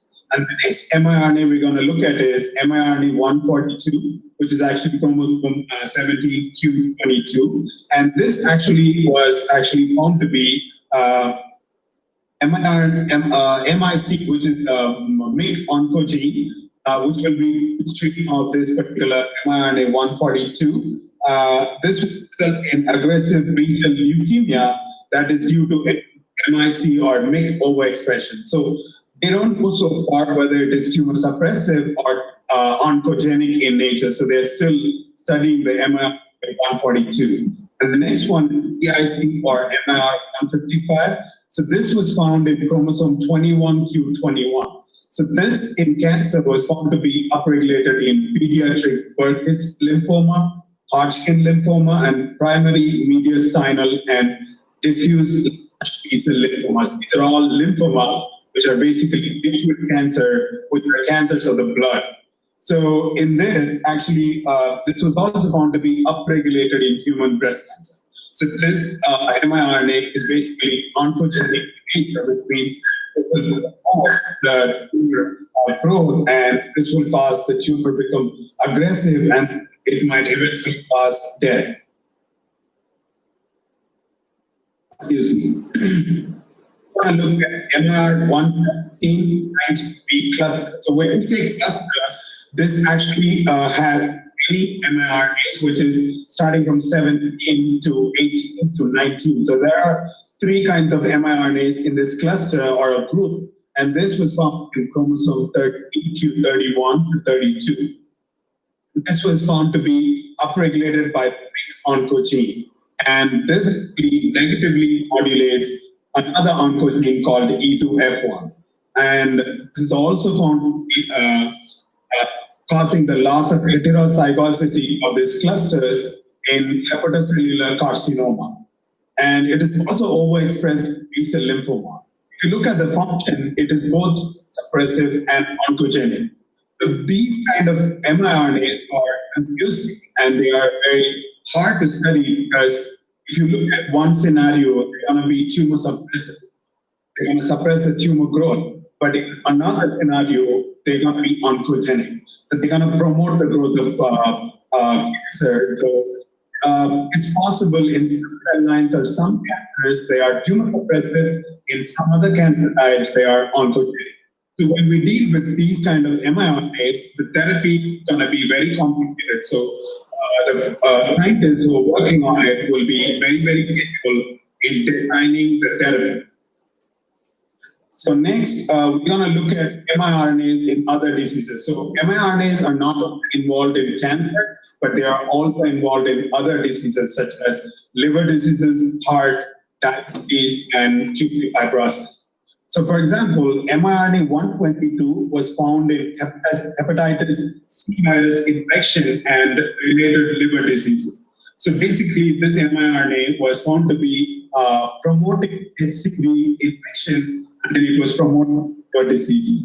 The next one is MIR33, which was found to be promoting atherosclerosis. And the next one is MIR208, and this was found to be involved in cardiac disease, cardiac stress, and myocardial infarction, which is one of the dangerous diseases of the heart. It can cause heart attack. So the next one is MIR21, and this was found to be involved in kidney fibrosis disease and also cardiac fibrosis. This is not a very dangerous disease, but it is still a disease, and this MIR21 was found to be promoting these two diseases. And the next one is MIR192, and that involved in diabetes-related kidney complications. So if somebody has a diabetes and they have also kidney complications, this mRNA was found to be associated with that diabetes-related kidney complications. Likewise, mRNA29C was also found to be involved in the diabetes-related kidney complications. And the next one is MIR103 and 107 was found to be involved in diabetes. Diabetes is one of the very dangerous diseases, which is actually going high, or the incidence rate is really high, especially in India. So studying this microbiome will be very, very crucial and important for designing therapies and then preventing diabetes in the future. So the next mRNA is MIR15 or mRNA 15, and that is involved in myocardial infarction. And this is also a very important microRNA, because studying myocardial infarction is very important, because heart attack is on the rise as well because of obesity and other associated problems like blood pressure. Studying this MIR115 will be very important in the days to the future. So next, how these mRNAs are used in medicine. So we're going to look at the situation in cancer. So the first thing is diagnosis and prognosis. Diagnosis is finding whether there is tumor or tumor growth or cancer growth. So in the case of diagnosis, the way they are actually found is that in blood or in biofluids such as saliva, urine, you can actually find these mRNAs floating. So if you find these mRNAs in the blood or urine or saliva, that actually indicates maybe the person is going to develop cancer or already having cancer. So that's actually a prediction which actually could help prevent the cancer in its early stages, and that will help us in controlling the particular cancer form. The other type is prognosis. This is seeing how this actually help in treatment efficiency. So you find a certain microRNA in all these body fluid or in cells, it means that the treatment is going to be effective. So that is prognosis. So they found that miRNA 451 in myeloid this actually MIR 451 was found to be predicting treatment response. So that is actually a prognostic value of a particular microRNA. And there are microRNA-based therapeutics, which is MRX34, and this is actually in a clinical trial right now. So if that particular miRNA comes to therapy, then that can be used for different cancer marks. So next is actually remission. So the biggest problem in cancer is if you do surgery and then remove the cancer is going to go bad. So to prevent that, you can actually choose miRNAs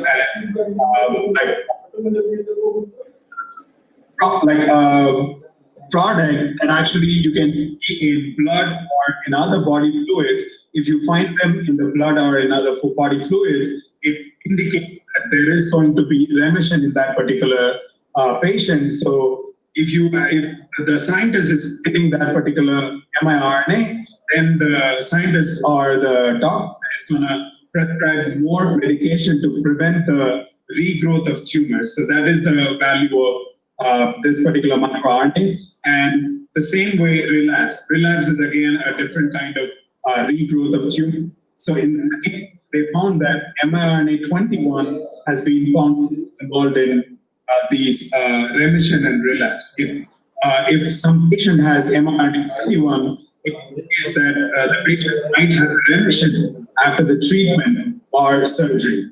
And the other one is metastasis, which is the most dangerous stage in cancer. So this is going to be during stage 4. So if this particular metastasis occurs, it is very much possible that particular patient is going to be dying soon. So it is very important to prevent metastasis. So miRNA 10B was found to be predicting this metastatic outcomes in breast cancer.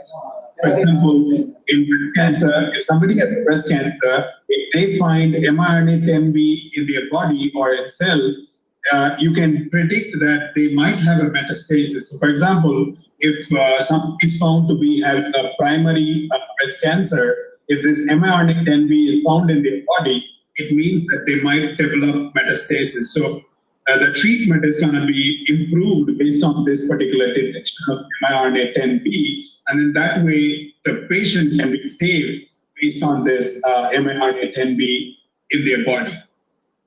So what are the future applications of microRNAs? They're going to find or try to find these miRNAs in biofluid such as urine or cerebrospinal fluid or blood or something called circulating exosomes, which are vesicles which circulate in the bloodstream. So the other one is more precise signatures tailored to specific therapies. Signatures are nothing but having one or more microRNAs in the cells. The expression is called signature. For example, if there are 10 microRNAs which are constantly expressed in a particular cancer, we call them cancer signature or microRNA signature. So you can use those signature and then design therapies to prevent the gene expression of those particular genes controlled by those microRNAs. And the other one is actually finding therapeutic applications, such as you can make antisense microRNAs, which are going to be controlling or preventing these microRNAs, and thereby preventing the control of genes that are controlled by that particular microRNA, which is actually either bad or promote the cancer, such as oncogene. Next one is therapeutic mRNA delivery, which is particle-based or cell-based or exosome-based. These are future applications, and I don't see a lot of studies on these exosomes, but there are other therapies which I'm going to discuss in the next few minutes. So next, they're going to have combination therapies, which means you can have therapies such as surgery and other chemotherapy, radiotherapy, and you can include the microRNA therapy along with therapies which are called as combinatorial therapy. So these are the many ways where microRNAs will be useful in cancer or cancer treatment. So interestingly, I found that in SARS-CoV-2, microRNA has function. So in SARS-CoV-2, they find that microRNAs can actually latch on or target the virus RNA and then destroy the virus RNA. This was found by a scientist called Sadanand Putale in Augusta University. And the bad news is that with age and some chronic medical conditions, these microRNAs will be reducing. So that will actually prevent the ability of these microRNAs to control the viruses. This was found by Dr. Collins for healthy. What they did is they took RNA sequences from SARS genome and SARS-CoV-2, which is the current COVID-19 causing SARS-CoV-2 virus, and they compared these two genomes, or miRNAs, and miRNA binding site. They took basically 4 samples of SARS and 29 samples of SARS-CoV-2 from 17 countries, including the United States, Germany, and Thailand. So this study was done April 2020, which is recent. They found that they actually found about 848 microRNAs in the SARS genome. They found 873 microRNAs that can target SARS-CoV-2 genome, which means these 873 microRNAs, one or more in that list, can target the SARS-CoV-2 genome and then destroy the SARS-CoV-2 so that the virus can be destroyed and then the COVID-19 can be prevented. So interestingly, they found that miRNA 15B5B had a high affinity to SARS-CoV-2 sequence. And they found also 10 target sites. So microRNAs work by binding to the target sites on the target gene. So if you have more target sites, it means more miRNA can bind, and then thereby they can destroy that particular gene, and then you can prevent the disease such as COVID-19. So it is very interesting to find that even in COVID-19, the current pandemic, we can actually use microRNAs and fight the virus SARS-CoV-2 by preventing the disease. And then if this works out, they can find therapies which actually can be given in any form, like a tablet or an injection or any other form, which is actually a patient.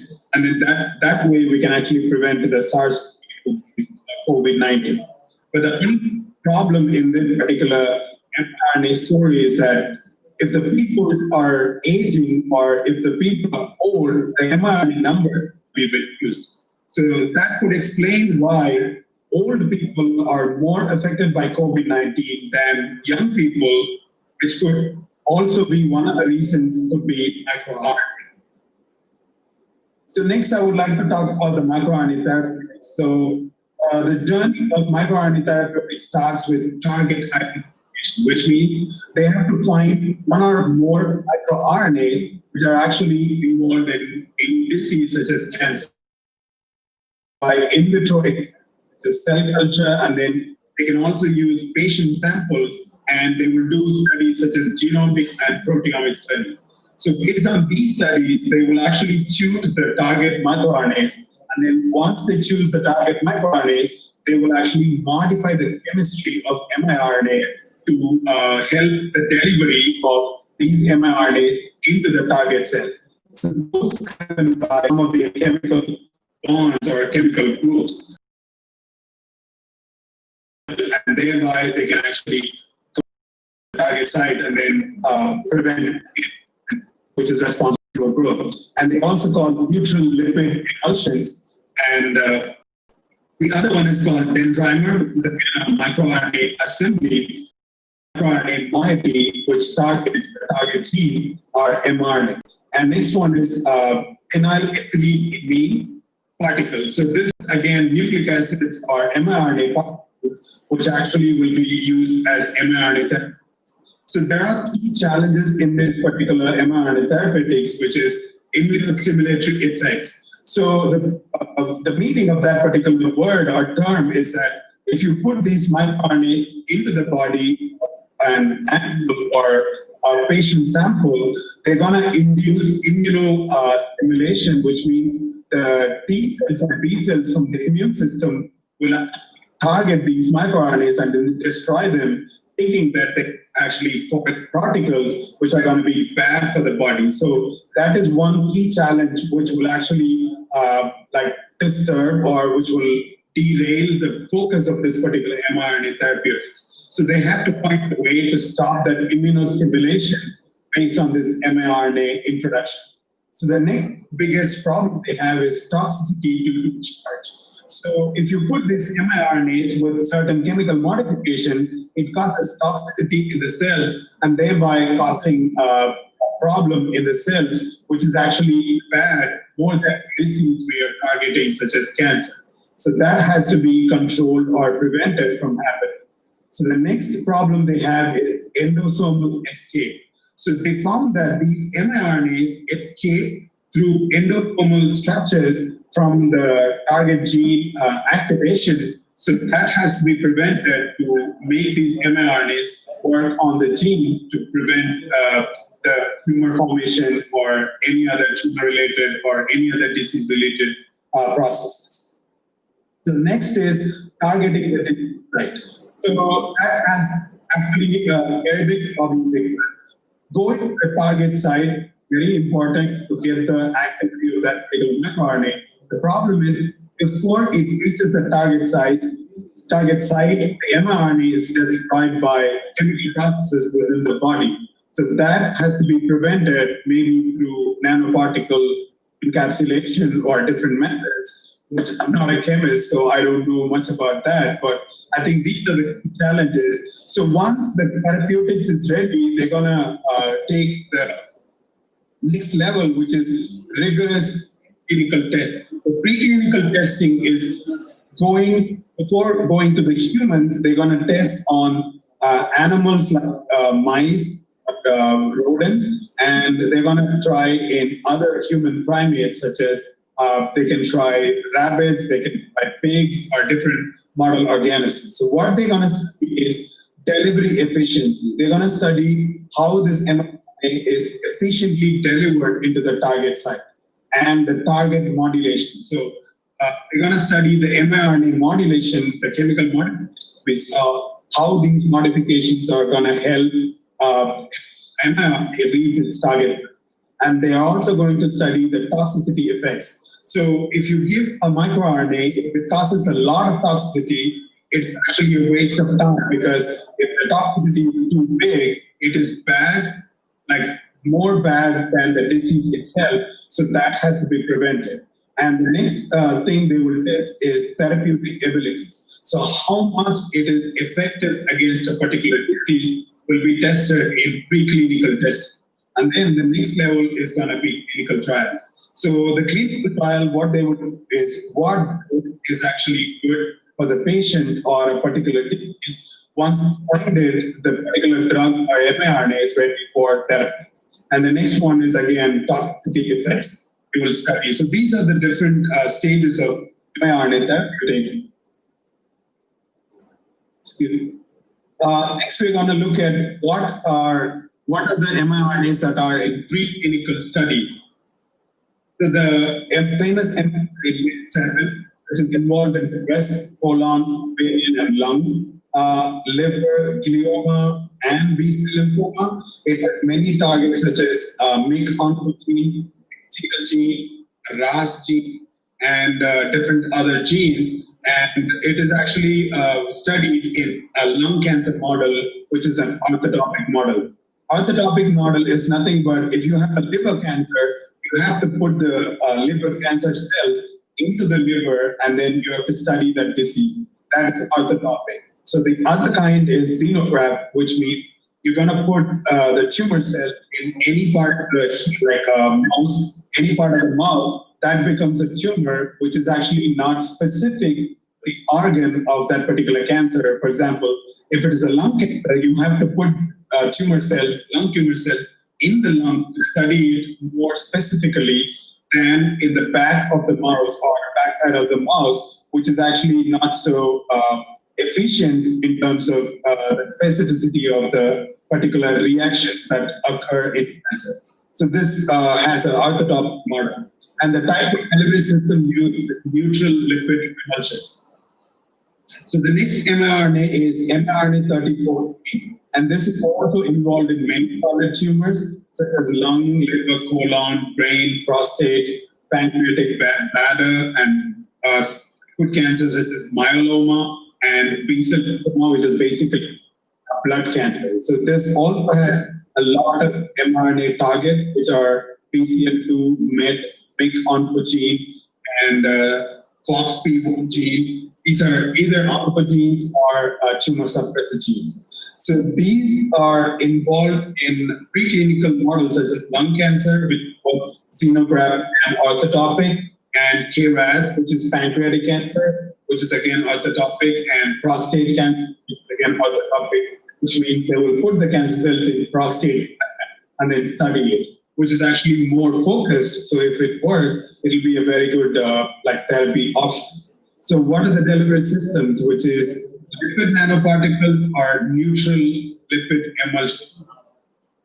The next mRNA is mRNA 143 and mRNA 145. So these two are again involved in many solid tumors, including bladder, lung, and breast, and one blood cancer, which is lymphoid leukemia. And also targeting many genes such as KRAS, ERK, BEGF, which is a blood vessel gene, and MYC oncogene, EGFR oncogene, and this actually is studied in preclinical models of colon cancer and pancreatic cancer. Both of them are orthotopic. And the delivery system is liposomes or phenylethylamine imine. So the next one is MIR200 family, which is again a very, very famous because it is expressed in many solid tumors. So it is breast, ovarian, and lung cancer. So the target are ZEB1, ZEB2, BMI1, which is an oncogene, and ZEB1, ZEB2 are genes which are involved in a process called epithelial mesenchymal transition, which is convert of epithelial cell type to mesenchymal stem type. So epithelial cell type is a cell type that doesn't move within the body, but mesenchymal cells are actually moving cells which can move in the blood or other body fluids. So this epithelial mesenchymal transition is the process which is also responsible for the process of metastasis. So if these genes are overexpressed in the body, they can cause metastasis in the body when the person has a tumor. So the preclinical models that are studied are lung cancer, ovarian cancer, breast cancer, which are all orthotopic cancer types. So the in vivo delivery systems are liposomes, a neutral lipid system called DOPC. So the next is oncomers, or anti-miRNAs. So these are miRNAs which are going to target miRNAs, for example, oncogenic miRNAs, which actually promote the tumor formation. So they're going to target these oncogenic miRNAs and then destroy them. Thereby, they're actually going to prevent the tumor formation or tumor growth. So the miRNA studied are miRNA 10B, which is a solid tumor such as breast and glioma, which is brain cancer, and then the target genes are STEP1 HOX-DT10, which is an oncogene, and PIK3CA, again an oncogene, E2F1, again an oncogene, and the preclinical models are glioblastoma, which is brain cancer, and breast cancer. So these two models are both orthotopic, which means the tumor cells will be put in brain or breast tissue, breast gland. So they will be studied, and then the delivery systems that have been used are log nucleic acids, or LNA in short. So these are anti-miRNAs. These are one type of miRNAs which are going to be acting on miRNAs and not target genes. So the next one is MIR155, which is actually again involved in solid tumors, for example, liver, lung, kidney, glioma, and pancreas. And the liquid cancer types are B-cell lymphoma, lymphoid leukemia. So there are so many target genes involved, And the preclinical models used are lymphoma MIR155 overexpressing gem. So this is actually a model where this MIR150 will be overexpressed manually or artificially, and then that will be studied. So the type of delivery system is PHLIP conjugated MIR, anti-MIR. So the last one is MIR 221 and 222. So that is again solid tumors such as liver, pancreas, and lung. So the target genes are CDKNA, which is actually a gene that promotes tumor proliferation or growth, and CDKN1C, that is also again a tumor promoting gene, and RB, again a tumor promoting gene, and the other genes are also involved in some of the tumor processes. And the model studied here is liver cancer model, which is actually a xenograft, which means the tumor cells will not be put in liver, but it will be put either in the backside of the mouse, which we call flank regions. And that is hepatocellular carcinoma, the type of cancer that is one of the liver cancers. And what is the in vivo delivery system? That is a cholesterol conjugated anti-miRNA. So the next one is, again, in other diseases. So far, we have been looking at the cancer. Now we're going to look at different other diseases. So the mRNA 122 is hepatocellular virus, or hepatitis C virus infection, and related diseases of liver. So this actually has a target, it's CD5 and CAD1, CD320, and Aldova and PPARB. And the model studied is hepatitis C virus mouse model. And the in vivo delivery system is phosphorothioate and DNA log nucleic acid, which is involved with anti-miRNA. And the next one is miRNA 33, which is involved in a disease called atherosclerosis. And the target genes are ABCA1, CFG, CPG1A, and etc. And the preclinical model is something called high-fat diet mouse, which means they will provide fat-rich diet to the mouse, and then the mouse will become a fatty mouse, and then they will study the disease with different analytical methods. And the in vivo delivery system used is 2'F or MOE, phosphorothioate DNA and anti-miRNA, or locked nucleic acid miRNA. And the next one is miRNA 2, and that is involved in cardiac disease, cardiac stress, and myocardial infarction. And the preclinical model studied is DA hypertensive rat, which actually will be hypertension or blood pressure induced rat model, where they will study the blood pressure and then the role of this mRNA in that particular blood pressure related heart complication. And the type of in vivo delivery system is locked nucleic acid called anti-miRNA. And the next one is miRNA 20, again a popular miRNA. And then the kidney disease or cardiac fibrosis are the two diseases which are actually controlled by this miRNA. And then the genes are P10, PDC, and other genes. And the preclinical model studied here is pressure model of heart disease and kidney injury mouse model. So the type of in vivo delivery system is nucleic acid and miRNA. The next one is miRNA 192, and that is involved in diabetes-related kidney complications. And mRNA targets are type 1 collagens, ZEB1 and ZEB2. And the preclinical model is streptococcus-induced type 1 diabetes mouse. So the mouse will be induced with diabetes, and then the diabetes will be studied by using this mRNA, either by overexpressing this mRNA or downregulating this mRNA. And the type of system is locked nucleic acid called miRNA mimic. miRNA mimic is nothing but they will artificially make miRNA, which mimics a naturally occurring miRNA. So that will be used as a therapeutic molecule. The next one is MIR29, which is again involved in diabetes-related kidney complications. And the type of important mRNAs are HTAC1, which is involved in histone deacetylase, which is actually involved in chromosome modeling and chromosome structure, like controlling, and something called MMPs, which is matrix metalloproteases, which are involved in, again, cancer.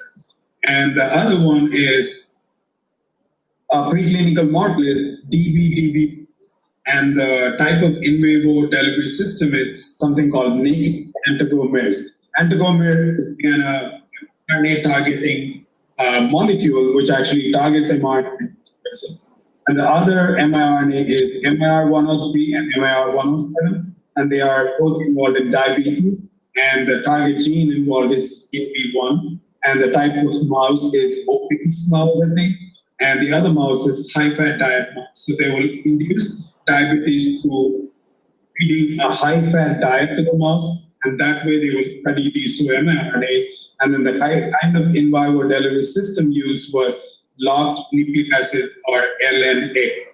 And the last one is MIR15, which is again a popular mRNA, and then that is involved in myocardial infarction, the heart diseases, and this targets what they call TEC1. And the preclinical model studied is ischemia reperfusion injury mouse. So they will induce something called ischemia, which is one of the heart diseases, and then they will study the role of mRNA.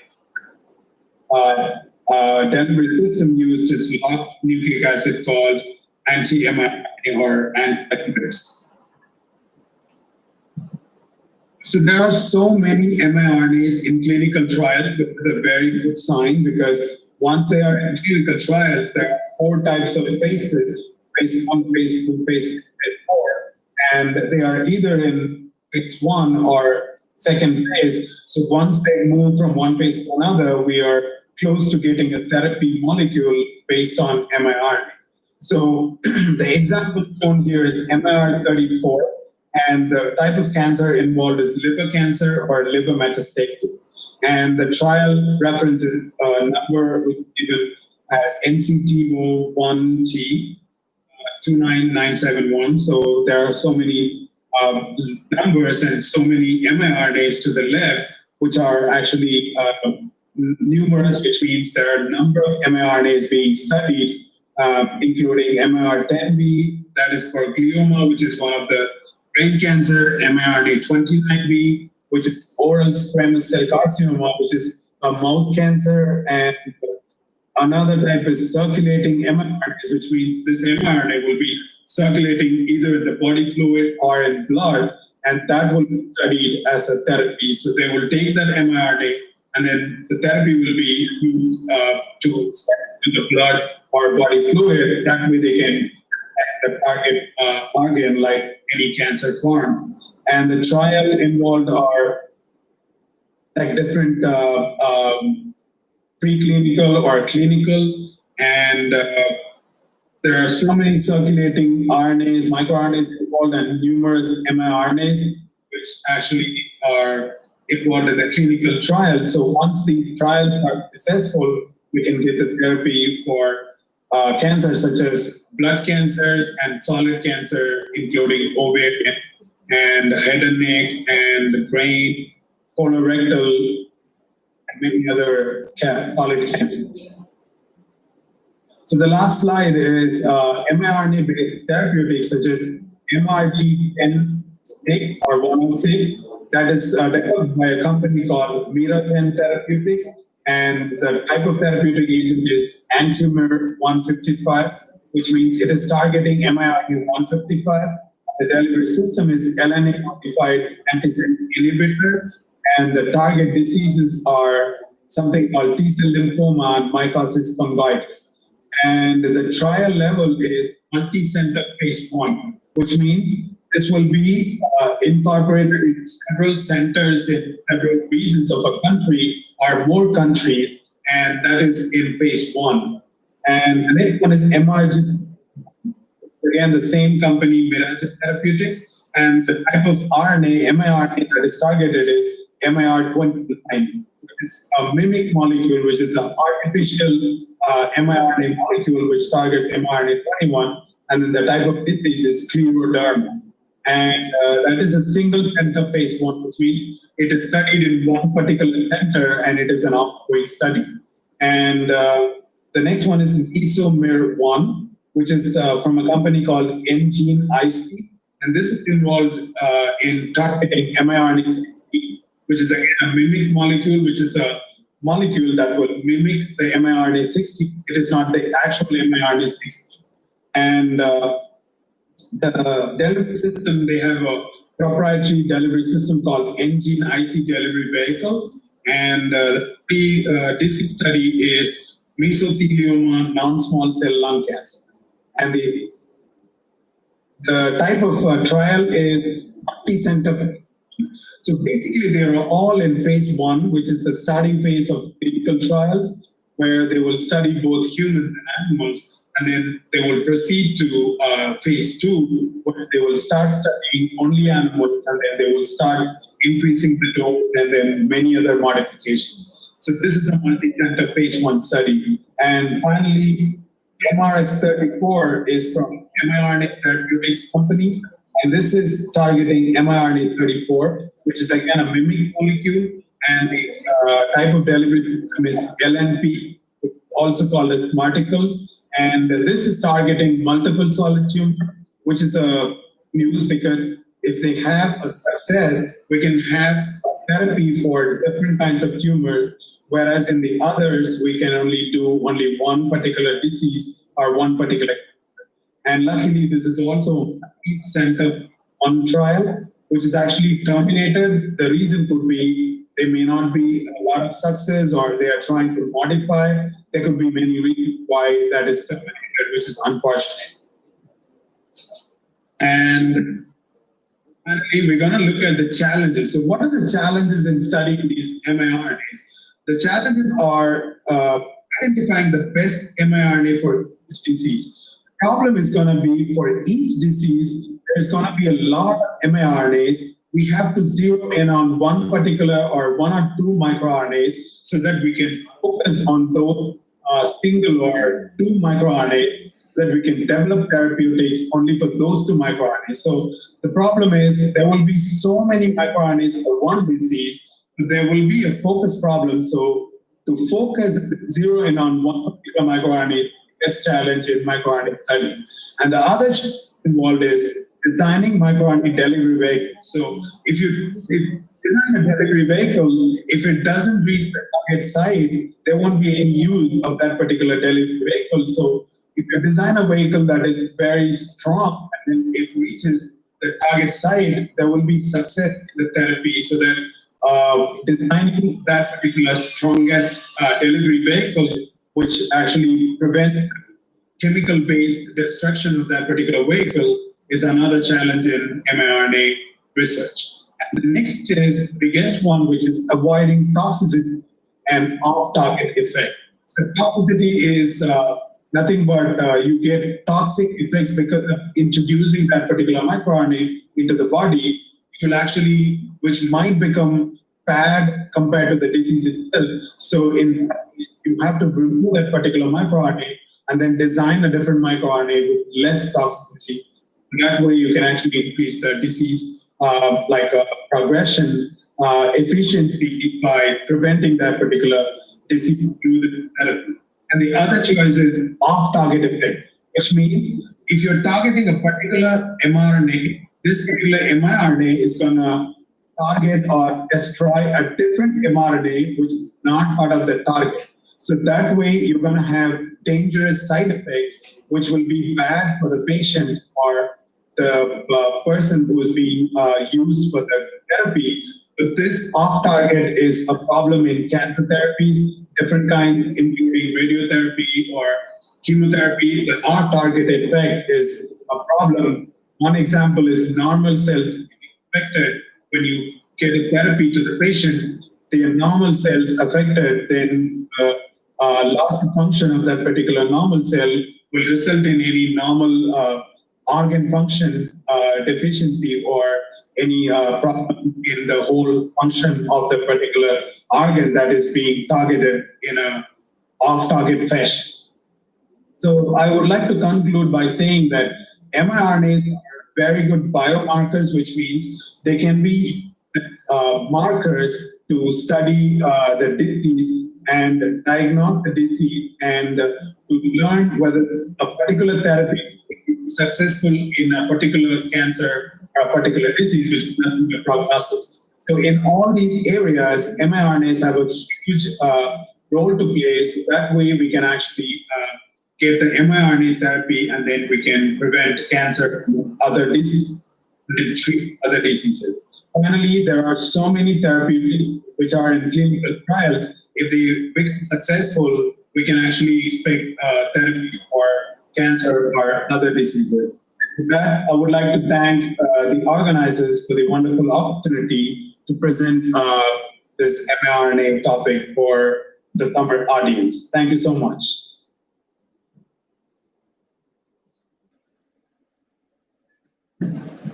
Yeah, thank you, Hari. I have some clarifications. What is the advantages of using this miRNA in therapeutics? So, in therapeutics? Yes. Yeah, so miRNAs are actually more target specific. If you use other therapies such as chemotherapy or radiotherapy, they're not target specific, which means you cannot specifically target only the tumor cells. For example, if you have liver cancer, there might be liver cells which are not affected by the cancer, which are normal cells. So if you use the miRNA, they will specifically go to the target, which is the miRNA-based liver cancer, but not the normal cells or normal tissue. So miRNA has more specificity compared to other therapies such as chemo or radiotherapy or different kinds of other therapies that are being used for cancer. That is a big advantage of miRNAs. So why RNA rather than DNA? I don't understand the question. So you're asking why not DNA? Yeah, why not DNA? So DNA actually will not do anything in your cell because DNA actually works by RNA. Like any DNA has to produce mRNA, and then that mRNA has to produce protein. So if you use DNA, that is not going to do anything to the target. For example, your targets are going to be mRNAs. So if you introduce DNA, they won't bind to the target mRNA. And then I don't know any system using DNA to bind target mRNAs and then control any particular disease or any particular cellular process. So DNA cannot be an option, as long as I know. Yeah, thank you. Are you asking because there is a DNA-based therapy or something? No, actually, I read a paper that miRNA, due to their smaller size, they has been used. Yes. They have been using as a therapeutics. So my question is whether is it possible to use DNA? I think it is not possible to use DNA because DNA does not do anything in the target cell. If you do the DNA, it could just be lying there without doing anything. So I don't think any DNA-based therapy for any disease, or including cancer. So miRNA is the choice right now. And there are other forms of non-coding RNAs, such as non-coding RNAs. So that is an emerging field, which is actually like miRNA. And then they are also trying to be used for therapy for including cancer and other diseases as well. Yeah, thank you, Eric. Thanks, Hello, this is Om Prakash. Actually, I have a doubt on how it will help in skin cancer. I think, if I am not wrong, we were in discussion about skin cancer. How is effective in miRNA? So, what you're asking is how it will be effective in skin cancer? Yeah.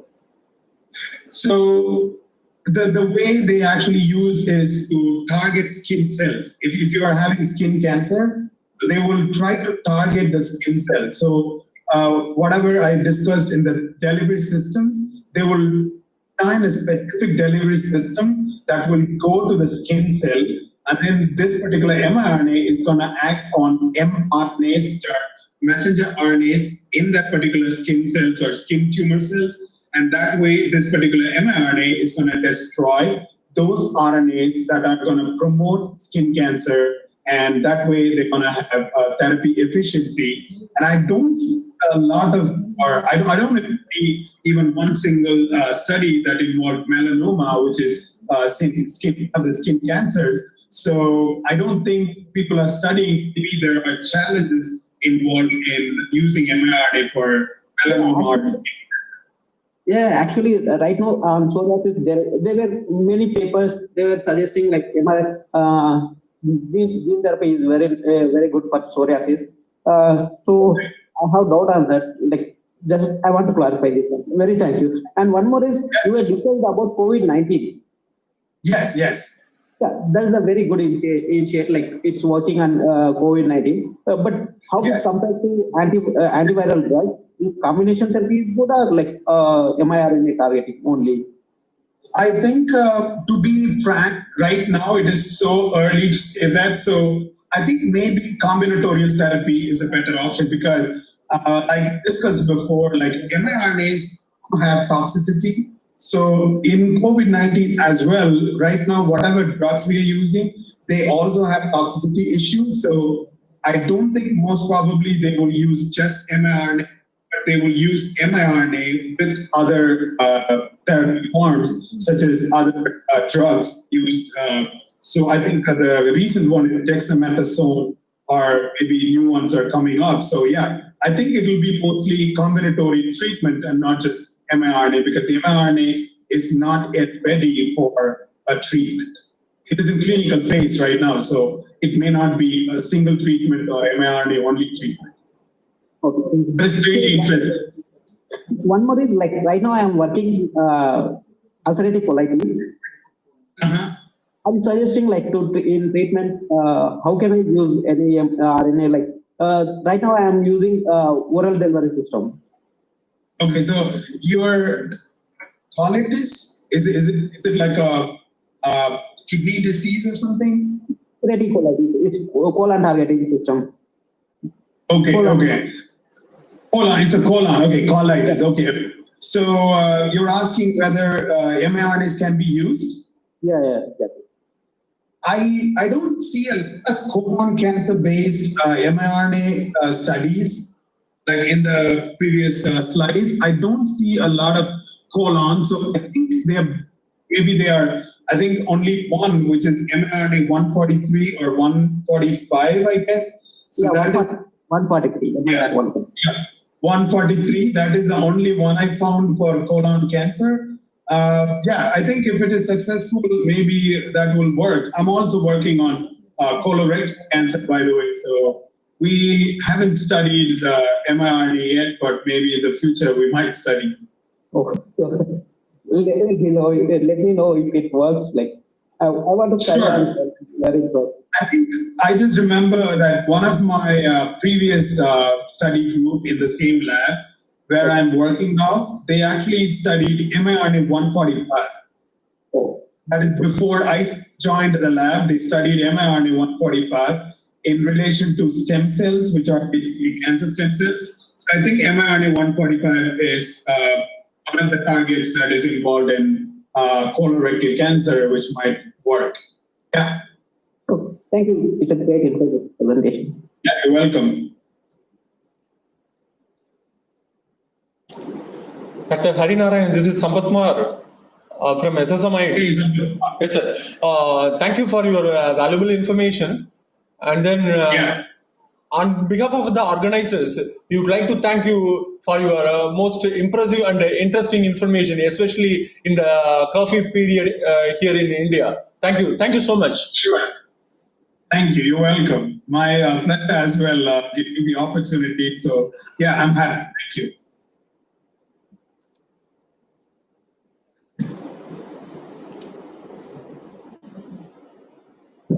For the participants, the YouTube link for the afternoon session will be sent to your mobile number as a SMS.